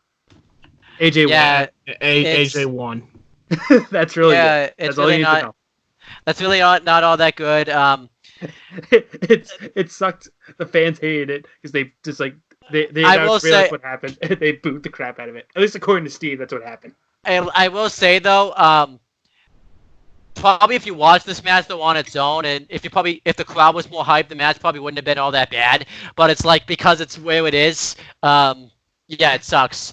I will say I did like that they put AJ Lee over because that actually made a right little sense since they debuted Paige the next night and they did that feud. I look at this and I'm like, they had a better match with Paige and her. I wish they just did it at Mania. I get the whole allure. It wouldn't even if you could have put anything in this spot and nothing. It would have been trash. Maybe it would have gotten over if Paige came out and it was just a 1-on-1. I think because it was a battle royal or whatever the hell it was. I don't even remember what the hell they called it. The invitational crap.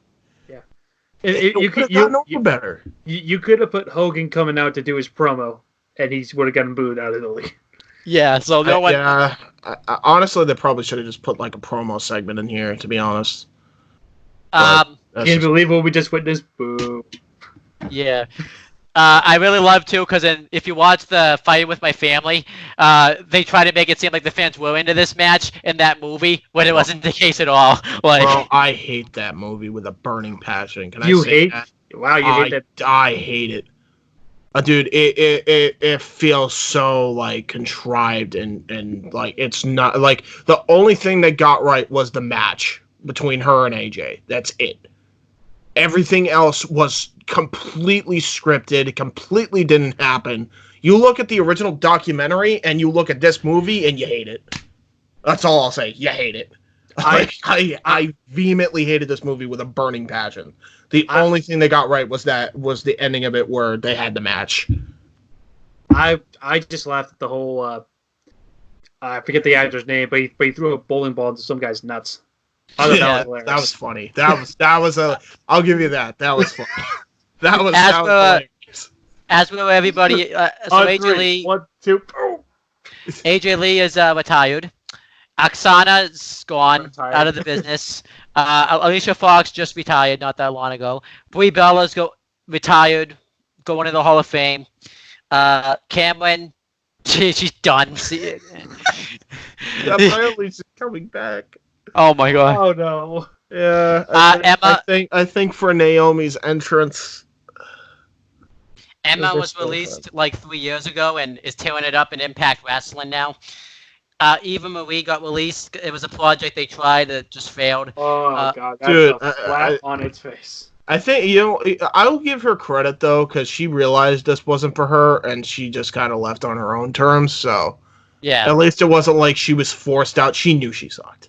Yeah, she at least tried. A lot of people don't try. She actually tried. She gave it the old college try. Yeah, like that I'll give her credit where. If you guys remember too, Layla and Summer Rae had that awful feudal Fandango after this, and then they just both ended up together anyways. And then the Layla retired shortly after this. You mean the storyline they're trying again when it didn't work the first time?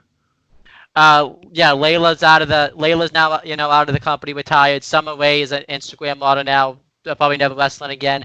Naomi's still there somehow, and she's a 2-time SmackDown Women's Champion and all that type of stuff. Who cares? Natalia's still there somehow, and yeah, she's doing fine, but just kind of there. Nikki Bella. I still think the Bella Twins are only going into the Hall of. It's because of John Cena and Daniel Bryan. They're going into the Hall of Fame. They would not be Hall of Fame. They should have. Well, the problem is there was contributions they did outside of the WWE to get WWE names out there outside of it. But why didn't they do it in Hollywood when they were gonna have Mania next year? Yeah. Tamina Snuka is still there. Still there. Somehow. She's still. It's you. Awful. Yeah. Isn't she like in this in a match or something, or was going to be in a match? I don't even know. She's in that 5-way elimination match this year. Why? So I want to point out, Tamina Snuka is like one of those people that's been in the company for how long now? 12, almost. We're approaching almost a decade now, and she still sucks. She's terrible. Yeah. She's fucking terrible. It's like at least her father, had talent. Yes. He murdered someone. But he had talent. Yep. This was awesome. Mean Gene Oakland interviews Hulk Hogan. They redo the first ever main event at WrestleMania where they have Roddy Piper and Paul Orndorff come up, and then they bring up Mr. T, and they brought up Pat Patterson, who refereed that match in real life. I thought that was kind of like a nice nostalgia moment right there. And I believe this was Piper's last appearance on WWE TV, if I'm not mistaken. That's sad. Yeah. Unless, yeah. So that's, yeah. So I like this segment. It's just nice nostalgia. I don't think the crowd probably was into it. You couldn't really hear them, but I would imagine they weren't into it probably. What do you think of this segment, James? It was funny, I guess. John, what do you think of this? I don't remember this actually happened. I think I fast forward through it on the. Yeah, because who cares? And then they showed Hall of Famers in the crowd, Bret Hart. They showed Dusty Rhodes, and they showed other people in the crowd. I think this was Dusty. Notice how they weren't in the crowd before because they don't know how to keep them in the crowd for some reason. And then we had the main event. It was the triple threat match for the WWE World Heavyweight Championship. WWE World Heavyweight Champion Randy Orton, who was an afterthought in this match pretty much, versus Batista versus Daniel Bryan. As part of the storyline, though, so it made sense for it to be an afterthought. Randy Orton had his band, I believe the band that actually sings his theme song in real life, Sinner's Song. A lot of people were disappointed by that because they wanted to see Batista. He was pyro thin, and then he couldn't come out. Dude. He did the spotlight. That was the worst play. You could have had Batista do his pyro, then set up the band shit. The problem is, why did you even do the band anyway? Rev Theory was horrible that night. Still is. I hate it. I hate it. It was such a horrible performance. It's one of the all-time. It's like Lenny Killmaster Motorhead, all-time bad performances of Mania. That's how bad this was. Yeah, it's pretty bad. When you're outdone by MGK, you need to never hire them again. Funny thing is too, at first it was just you just heard Randy Orton's theme song playing normal, and then I think they forgot to take his lyrics off of the song because then you just heard them. It was kind of weird. So yeah, this match is great. It's a tale of 3 stories. The first story is Batista and Randy Orton just kind of wrestling. Daniel Bryan's kind of in the background because of his injuries, but they're trying to keep him out of the match. They want that one-on-one match that they've always wanted. You had Randy Orton backdrop Batista onto the steps. I wonder how that felt was back because he was having Batista, had back problems because that's why he left WWE to begin with. Daniel Bryan had a double missile drop kick to Randy Orton and Batista. That looked cool.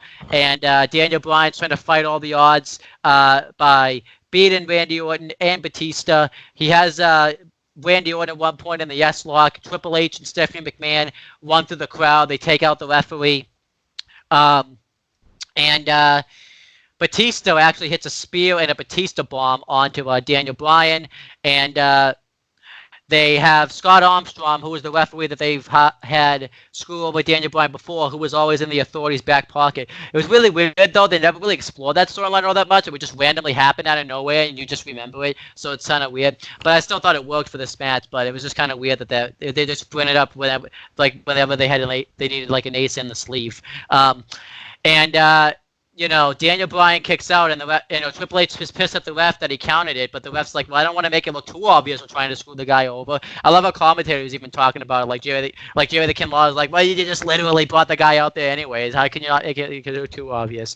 And then Daniel Bryan kicks the referee in the head, and he hits a suicide dive onto Scott Armstrong, Stephanie McMahon, and Triple H. I think they got around that because I think Stephanie McMahon was just there, that it didn't qualify as men-on-woman violence since she was kind of like there in the bulk of the, suicide dive anyways. And Triple H gets pissed about this. He goes for a sledgehammer. Daniel Bryan cracks Triple H over the head with it. And he falls off the apron. And then, Triple H and Stephanie McMahon and Scott Armstrong all get helped out, so we don't see them for the rest of the show. And then Randy Orton and Batista pretty much realize Daniel Bryan's kind of a god right now, so we got to get him out of this match. So they double-team Daniel Bryan. They hit him with the steel steps. They tear apart the announce table. They hit him with the old monitors. Was it the last time they used these monitors, or did they use them again after this? I feel like this had to have been the last show, because I don't remember them using these monitors again after this.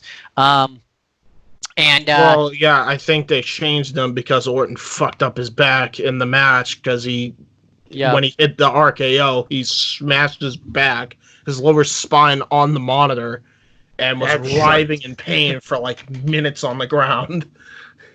Batista and Randy Orton hit the Batista bomb reverse RKO combination. I really wish if they had ever been like a tag team, that would have been their finish, but they never became a tag team, so we never got that really. And then it's just down to Randy Orton versus Batista. Daniel Bryan's being stretched out, and Randy Orton hits the draping DDT onto the floor from the apron, and Daniel Bryan starts to come back, and Randy Orton throws him into the steps. He goes for the RKO, but Daniel Bryan counters it. He puts him into the S-lock.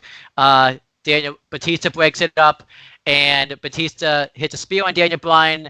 Inadvertently, he was supposed to hit his ribs, but he hit his head, so I don't know if Daniel Bryan got a concussion from that. He obviously didn't, because he was back wrestling like the next week. Randy Orton hit an RKO on Batista. Batista kicked out. Batista hit the spear and the Batista bomb.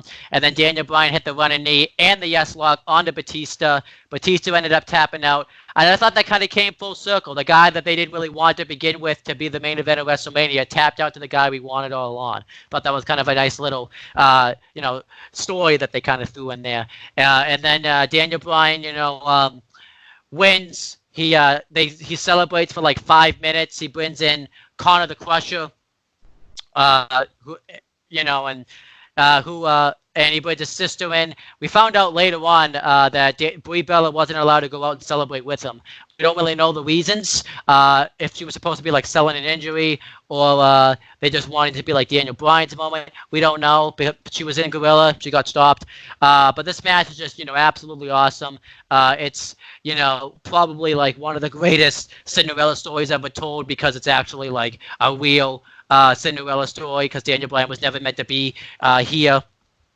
Daniel Bryan winning the WWE World Heavyweight Championship.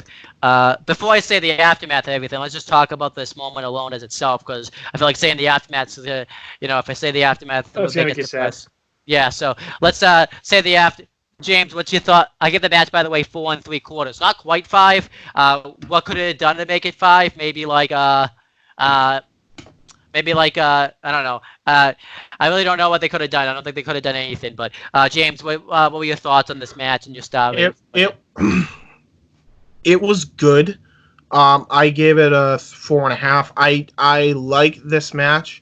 I think it's definitely their second best triple threat match in Mania that they've ever done, but nothing is gonna ever top the one at WrestleMania 20, which is what they attempted to do here, and you can tell. with the people involved. That's exactly what they tried to do. But there's no way with the workers involved you were ever going to be able to do that. But it was still a great match, great way to close out the show, and one of Michael Cole's best calls. Period. A Miracle on Bourbon Street. That was like his best call in his entire career, and you could tell like this is when Michael Cole's at its best. When you're not forcing garbage, he actually comes up with really awesome calls. I still remember the one that he did for Mick Foley. That's one of the greatest calls that he's ever done. And this is right up there with it when he screamed "A Miracle on Bourbon Street," and he's calling the title win of Daniel Bryan, which was awesome. So there you go. John, your thoughts on the match and your star rating for the match? I think overall I gave it a 4. A 4. I don't think it's as good as the opening match. Obviously, the moment itself was fantastic. Bryan holding up the belts, and this was whether it was intentional or not, the best long-term plan they ever had. Yeah. Just because you kept screwing over this guy for months, from August all the way up to Mania. And it's like, made the fans want it more and want it more. And then he finally wins, and it's this big moment. And for that one night, it was, you feel great about wrestling again. Yep. Yeah. Let's talk about a cool thing, by the way.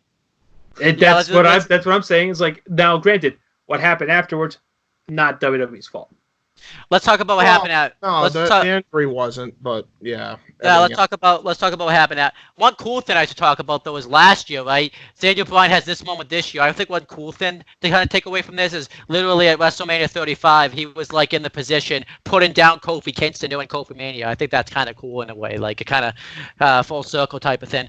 But yeah, so the aftermath of this, unfortunately, Daniel Bryan, his body. Couldn't stay healthy. He ended up having to have a neck injury. He ended up getting a neck injury, I believe, in a match with Kane. Then I thought it was because of those tombstones.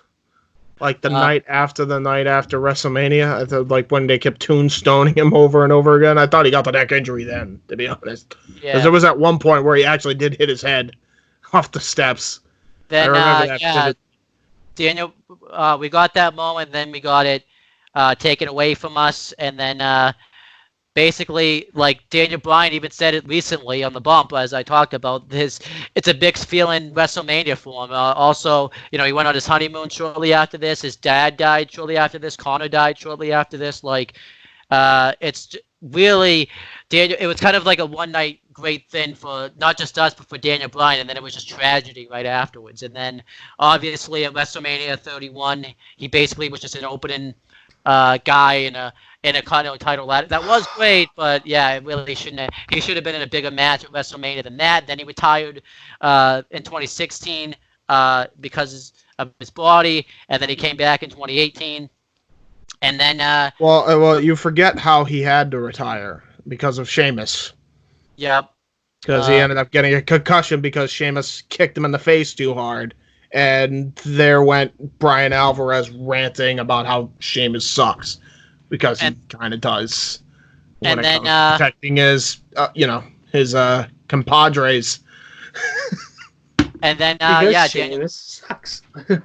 And then Daniel Bryan, now he's back wrestling again. And, it kind of came full circle. We're all happy again. But yeah, like, it took, it was, the aftermath of this was kind of depressing a little bit. And then Randy Orton, obviously, they reformed Evolution with Batista. I actually feel bad also, too, for Batista around this time because we wanted Bryan to win the belt so much. We took our hate out on Batista. Poor Dave. Yeah, I really feel him and Ray, both him and Ray got shit on. I feel like too, we all blame Batista because he put himself in the spot. But Batista even said like he knew that was going to happen. It's gonna be a bad idea. No, it's not. It's gonna be the greatest main event of all time. No, it's not. Bro, Vince is so senile, and that's the thing, and that's how you knew that this. Like, I love this show for what it represented, the hope, and then when you realize the hope never materialized, Yeah. It's just depressing to watch back say- sometimes.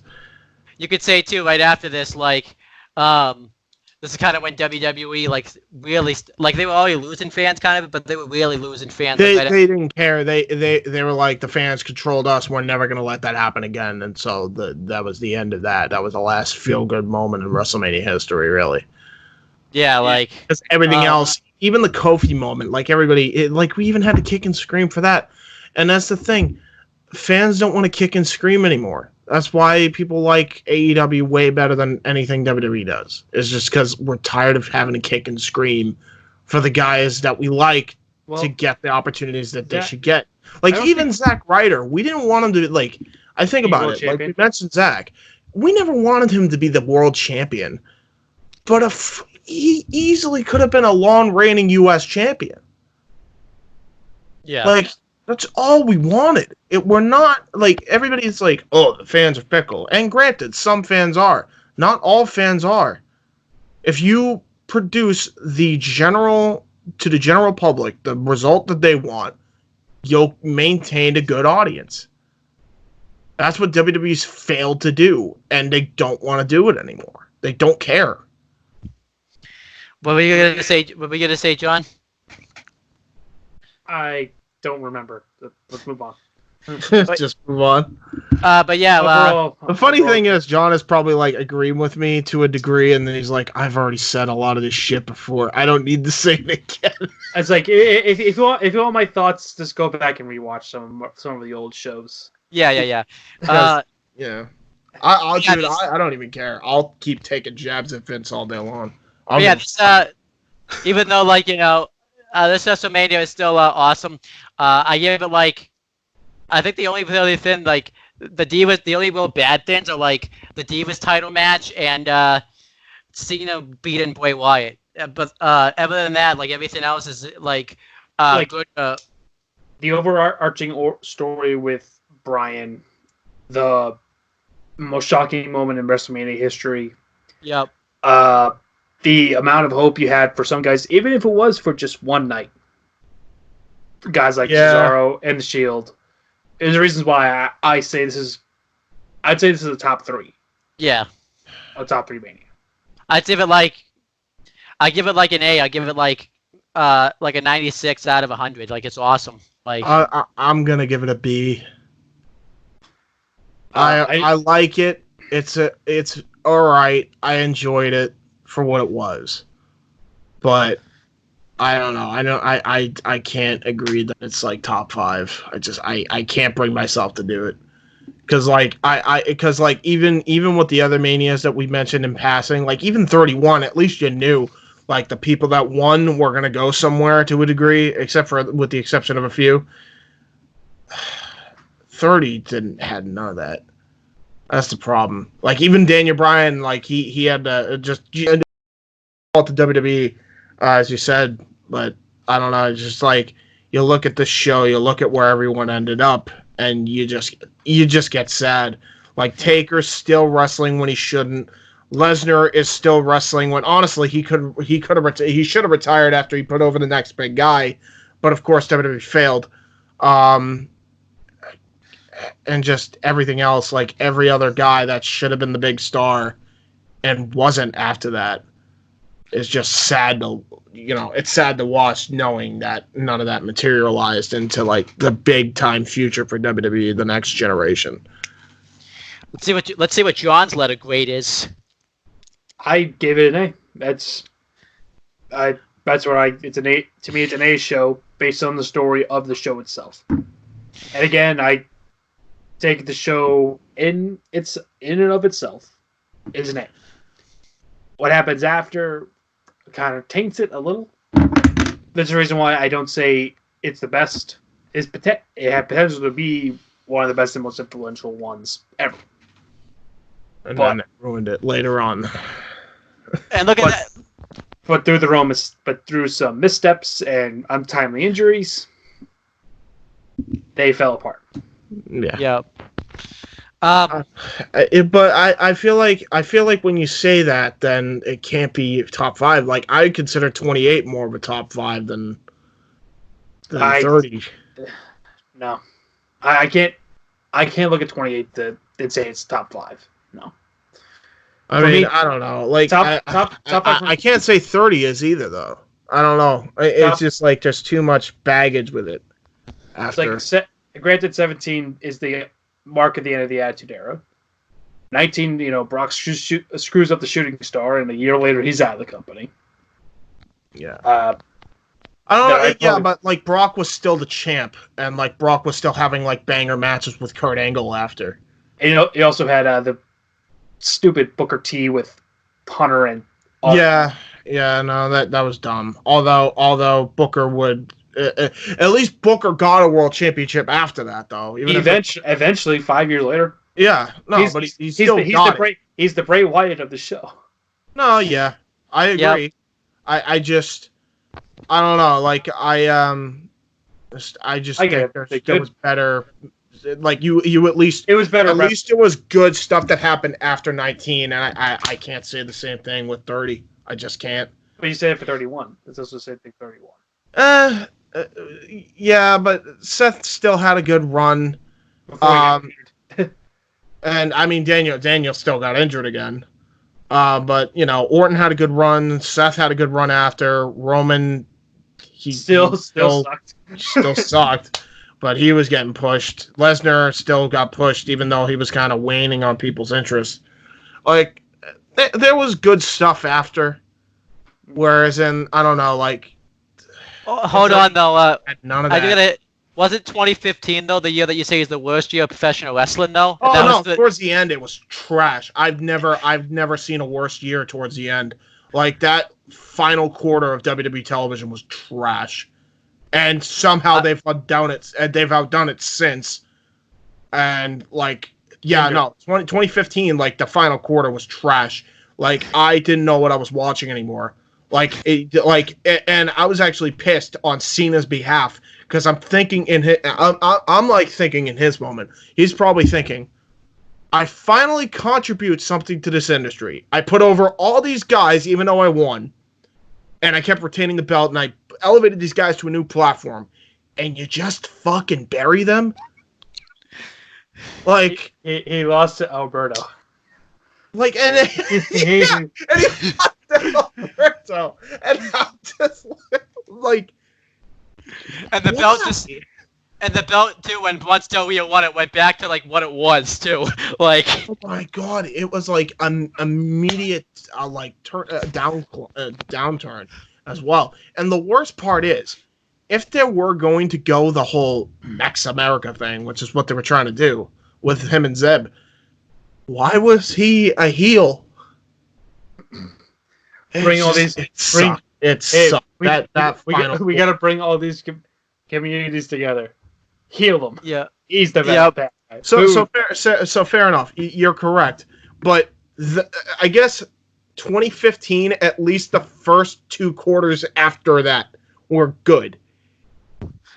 Like right after 30, everything went to shit. Like almost immediately. It just fell apart. Almost immediately, it just fell apart. And then you just look at 31 and it's like, hey, at least you had those good, awesome moments. At least Seth beat Cena, even with help of Jon Stewart. At least he got 2 titles out of the deal. Like, there was good stuff. It's like which one do you want? Which one do you want? Do you want like the better what happens before with the build, or do you want what's like no build? I don't know. I feel like even though there was a lackluster build, I don't know how it almost felt like they made up for it in 31 with like the build throughout the actual show. I don't know. I don't know why, but it just did because no one expected Seth to come out. And also I'll put on one more thing in its favor. It has the best video package that WWE's ever produced. Oh yeah, true. Monster, yeah. Monster was a very good video package. I'll give you that. But I don't know. Well, here's the thing. It's definitely better than. I think that video package is actually better than 17. Like it is my way. Yeah, so, it is. I don't know. It's still good, but I don't know if I can. Top 10, absolutely. I don't know if you can do top 5. It may round out the 6th spot, maybe. But we'll have to do a top. better stuff happened after 31 than it did for 30. I was like, you just look back at 30 and you're just depressed. If you look at the Manias before this, like 25, 26, 27, 28, 29, all of them like just like terrible outside of a one match. Well, Well, 28. no. Well, that's the thing. That's why I kind of defend 28 a bit, because 28, even though the Cena and Rock didn't have their best match, that would have been at 29, which is why it sucks that they had the two matches. Because if we had the 29 match in that 28 crowd, that would have been one of the greatest matches of all time. Period. Yep. But I don't know. Like, it's still Jericho, the energy for that match was ridiculous, and then you had Punk and Jericho, which is phenomenal. Like, I enjoyed it for what it was. The Hell in a Cell match, the end of an era. Yeah, it was great. That was like what era out of the whole show. But of what era? I even enjoyed the Team Johnny, Team Teddy debacle, even though Seth Ryder got kicked in the nuts. I think we're getting into like other WrestleMania talk here. I know, yeah, we gotta. Yeah, no, sorry, yeah, I'm just surprised I cut off. I don't know, like it's just I can't. As I said, I don't think it's like the best. I wish it was, but I don't think it's top 5. We can all agree 30 and 31 are the best that has happened in like years. Oh yeah, no doubt about it. Oh yeah, no, because 32, and the best part is it was only 4 hours. I was gonna say that. Yeah, can you imagine? Like nowadays, like actually, it was 7. Last year was 7 for God's sakes. You know what the funny thing is too? A lot of people. 35 too would have been like could have been like a top 10 Mania if it wasn't so long too. Like no, it still wouldn't have. Oh no! If you trimmed if you trimmed a ton of fat off it, it would have been fine. Yeah, if you just have. I don't even maybe, but even then, like I don't think it would have been. The main event. Okay, this is the whole thing with 35, where like, did Batista and Hunter need 25 goddamn minutes? No. Yeah. Did we really need to bring out Dr. Thugonomics Cena? No. Or do we need to? Or do we need? You know what we needed? This is what we needed. I think the problem is everybody knew what they were delaying for, and it's that Kurt Corbin match, dude. It really was. No one wanted to see it. No one wanted to see it. That's what brings it down. They get rid of that show, it very well, even with the length, I think that it could have edged out to be like one of the top 10 at least. James, and it's not now. No. Nothing will ever justify going 7 hours. Yeah. I don't know about that. Are you sure? So you know what the problem is? They didn't try. Can you sit down and watch a show for 7 hours? Well, John, he did produce an 8-hour show. Oh, that's fair enough. There are people that actually watched it and actually enjoyed it for all 8 hours. Well, I'll be honest, James. I'm not saying everybody did. But I did enjoy it, but if I wasn't with you guys watching it that day, I probably wouldn't have watched it for 7 hours. Yeah. Probably would have. That crowd. Well, and that's why we say, break it up into chunks and you'll enjoy it. Like the crowd in New York definitely didn't care. By the end of the show, I mean, poor Becky, Ronda, and Charlotte, they stood no chance. They went out there. Dude, I saw people falling asleep. There were people in the arena. They videotaping during the main event. People literally passed out. And I mean, I'm not talking about like one person. I'm talking about there's rows of people asleep in the nosebleeds. They were just asleep. That match stood no chance. And then the match sucked on top of it. So you know what else makes taints Mania 35 as well? That lighting issue. Yep. That lighting issue was trash. And now what? A lot of people. That's probably why they fell asleep, because they're like, "Fuck it, I'm just gonna fall asleep." Because they're not going to turn the lights down. And now with the retrospective, Shane beat Miz, because the Miz is never going to back afterwards too. Yes. Anyhow, I feel like we're getting into other things now. We got to wrap this up. So. When do we not? When do we not get into other things? At least we're staying on the wrestling topic. At least. But yeah. We didn't talk about the thing that's in the air that's infecting people. But yeah, John, it's good to look. John has not done a wrestling review since WrestleMania 35, and he's not even rusty. It's like he's never stopped making videos. Like, Oh, it's like I picked it up. It's like a bike. You never forget how to do it. yeah, Bro, John's still one of the best out there to do it, man. yeah, we did get him on. And now that he's not working 2 days a week, we can get him on. I mean, not for obviously more for the retro, but but yeah, we gotta say the next pick. The next pick, we're probably gonna do it next week before NXT show when they have like the ladder match and stuff, since that's basically a takeover. We're gonna do NXT Takeover All Evolution. That's the one I think it's gonna be after that week's NXT, and it's gonna be the day after. But still, it'll at least align like right around there. So yeah. But yeah, So, we're gonna be recording it before. I know that for a fact. But yeah, we're doing NXT Takeover All Evolution. Yeah. Uh-oh. And Say that again. another excellent. Cut out. You cut out. Fish? Ish? I just looked at Owen's name and it's coming up Owen Fince. Yeah. All right, so I'll explain that. I couldn't use Owen Finch because it was already taken. I think someone took it already. Someone took your name.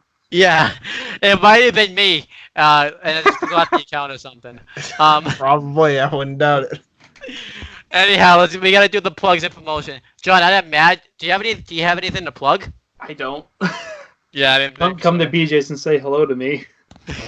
If you're in the Massachusetts area, stand 6 feet away and then say just wave. Stay behind the tape. I mean, I'll just say my next is James. Yours is just like a bucket list. Yeah, go for it. Yeah, subscribe to CM Brothers. Coming on to 400 videos soon, and then subscribe to Owen the Talkinator. At some point within this week or next week, me and my cousin are going to review El Camino, a Breaking Bad movie. We're going to do it this week, but he's got to go back to college and get all this stuff and move out his dorm because of this thing. So we're going to do it, and obviously I'm not going to have time to do it with the ton of wrestling I have to watch this week because of Mania and everything. But yeah, definitely check that out. And then see this channel for the Wrestling Rundown. We're going to try to make it so you see it before day one of WrestleMania. I doubt that's going to happen. The only way we can do that is I have to record one take and then another take Friday. So we'll see what happens. But yeah, that's pretty much it, guys. Yeah, James, I almost said that's it, but because I usually plug my stuff last. Yeah. I'll be quick with this, and honestly, JHebertSide95 is my YouTube channel, youtube.com/user/JHebertSide95. That's JHEBERTSIDE95. Check me out also on the Twitter, which is at JHebertSide95. I also did a video with Mark Reviews and the holiday Christopher Mace. So look up Christopher Mace. He'll be the first channel that pops up. I actually did an interview with him and Mark with one of the Beer City. I believe they're called the Beer City Bruisers. I think. No, that's the Bouncers. My bad. They're the Bouncers. That's his tag team partner. Sick. And we interviewed Brian Malonis from the Bouncers. So go check that out, and also check out since everybody's pretty much having to sit home anyway. If you guys want to check out my wrestling show and clips from the wrestling show, CAW Wrestling League that I run, go on youtube.com/user/WYW Pride. It will take you to everything. Our 2022 intro is up there now. It was 2021, but then this thing kind of fucked me. So it's now 2022 just to give us more time. That's a horrifying image. Yeah. No, not this thing. Not that. No. Because of this disease or whatever. And yeah, so check out the CAW League. Immortals up there. It's 8 hours long, as we've discussed, but I think you'll enjoy it if you break it up into chunks. I think you'll like it. And by the way, if you want to just check out one particular match from that 8-hour event, we actually have everything time coded, so you can just click on a specific match or promo or whatever. Check out me and John's match. We're on that show. So yes, you're the first match on the show. Yeah, we're the opener. I cost you The guys. asses of Owen Hart's and Spoiler Bret alert, by the Hart's. way. So click off the video. John, I cost you guys the win because I got pinned. So I cost you. Yeah. Sorry, I mean, couldn't. I feel like John kind of half expected that, though, to be honest. Yeah, I did. So there you go. Well, Who did you expect Owen to get pinned or somebody else? I'm just gonna. I plead the fifth. I plead the fifth. Why did you think you were gonna get pinned? I plead the fifth. No, you were gonna get pinned. I wasn't gonna have you. No. Pinned. Yeah, man. I play politics. I was like, All the I ain't gonna politics. lose. You know why I said I'm not going over. I'm not doing the job. I'm not doing a job. Have Owen do it. I know, John. I feel like John was supposed to take the loss, and he pulled some backstage politics. And I had to pulled take the the loss. shot. Nah, man. I got a gimmick like lined up for 3 years down the line. I can't lose. You can't have me lose. I mean, if anyone's guilty of backstage politics, James made himself the first mid-card champion of this show. Hey, listen. That will change at some point. Don't worry. Yeah, I'm but not gonna be John Cena and just bury everybody. No. What he's gonna do? He's gonna pull a Shawn Michaels. Come on, Yeah, with I'm the just worst gonna looking pull- jacket, and just give the belt to Dean Douglas. I'm gonna piss off the Marine Corps and get punched in the face because I'm an asshole, just like Sean did. I got to deal with the title. Which, by the way, James, I have your sunglasses. Oh, do you? I do. Jesus Christ! I've been wondering where the hell they've been. You left them in my car. When you get a minute, please send them my way because I need those. I'll drive by tomorrow after I get out of work. All right? Yeah, that'd that'd be greatly appreciated, bro. Just shoot me a text when you're on your way. I'll Yeah. remind you. All right, I think we gotta wrap this I up. actually need that now because we're gonna be doing live action scenes. I actually need I need those glasses. I kept forgetting to text you saying that I have your glasses. They're just in the back of the car, and I'm like, Fair enough. I gotta text them. Was that the day I what was it? I think we went over Mike's. No, it was I think. no, I know what it was. It was Chris Dodd, All Out. I left him at All Out. Yep. Yeah, that's where I left them. All right, thanks. I appreciate it, man. I was wondering where the hell those things went. Yeah. All right. John, if you're available to one of these, the rundown's coming up to 200 episodes. The only problem is I don't know what you can really contribute because you don't watch any current wrestling, so you'd just be there. So Yeah. The closest current wrestling I've watched was one promo I saw last 2 days ago, where Kevin Owens called Seth Rollins a dipshit. He was. All right. So to end the show quickly, I do want to point this out. You should check out Dynamite this week because I guess they're doing a new TNT Championship. They're actually calling it the TNT title. Nice. So that should be cool in a way. Dynamite's been on fire, and it feels like they can do nothing wrong lately, to be honest. So they've been doing the empty arena shows better than WWE has, that's for sure. So I would give it a watch. I think we're about done here. Thank you guys for watching. Me and James at least will talk to you later. I don't know unless you go visit John at work. He won't be talking to anybody. Nope. Well, anyone in the YouTube wrestling community later. So Maybe in if you guys do a dark maybe side in of the 6 ring, months from now.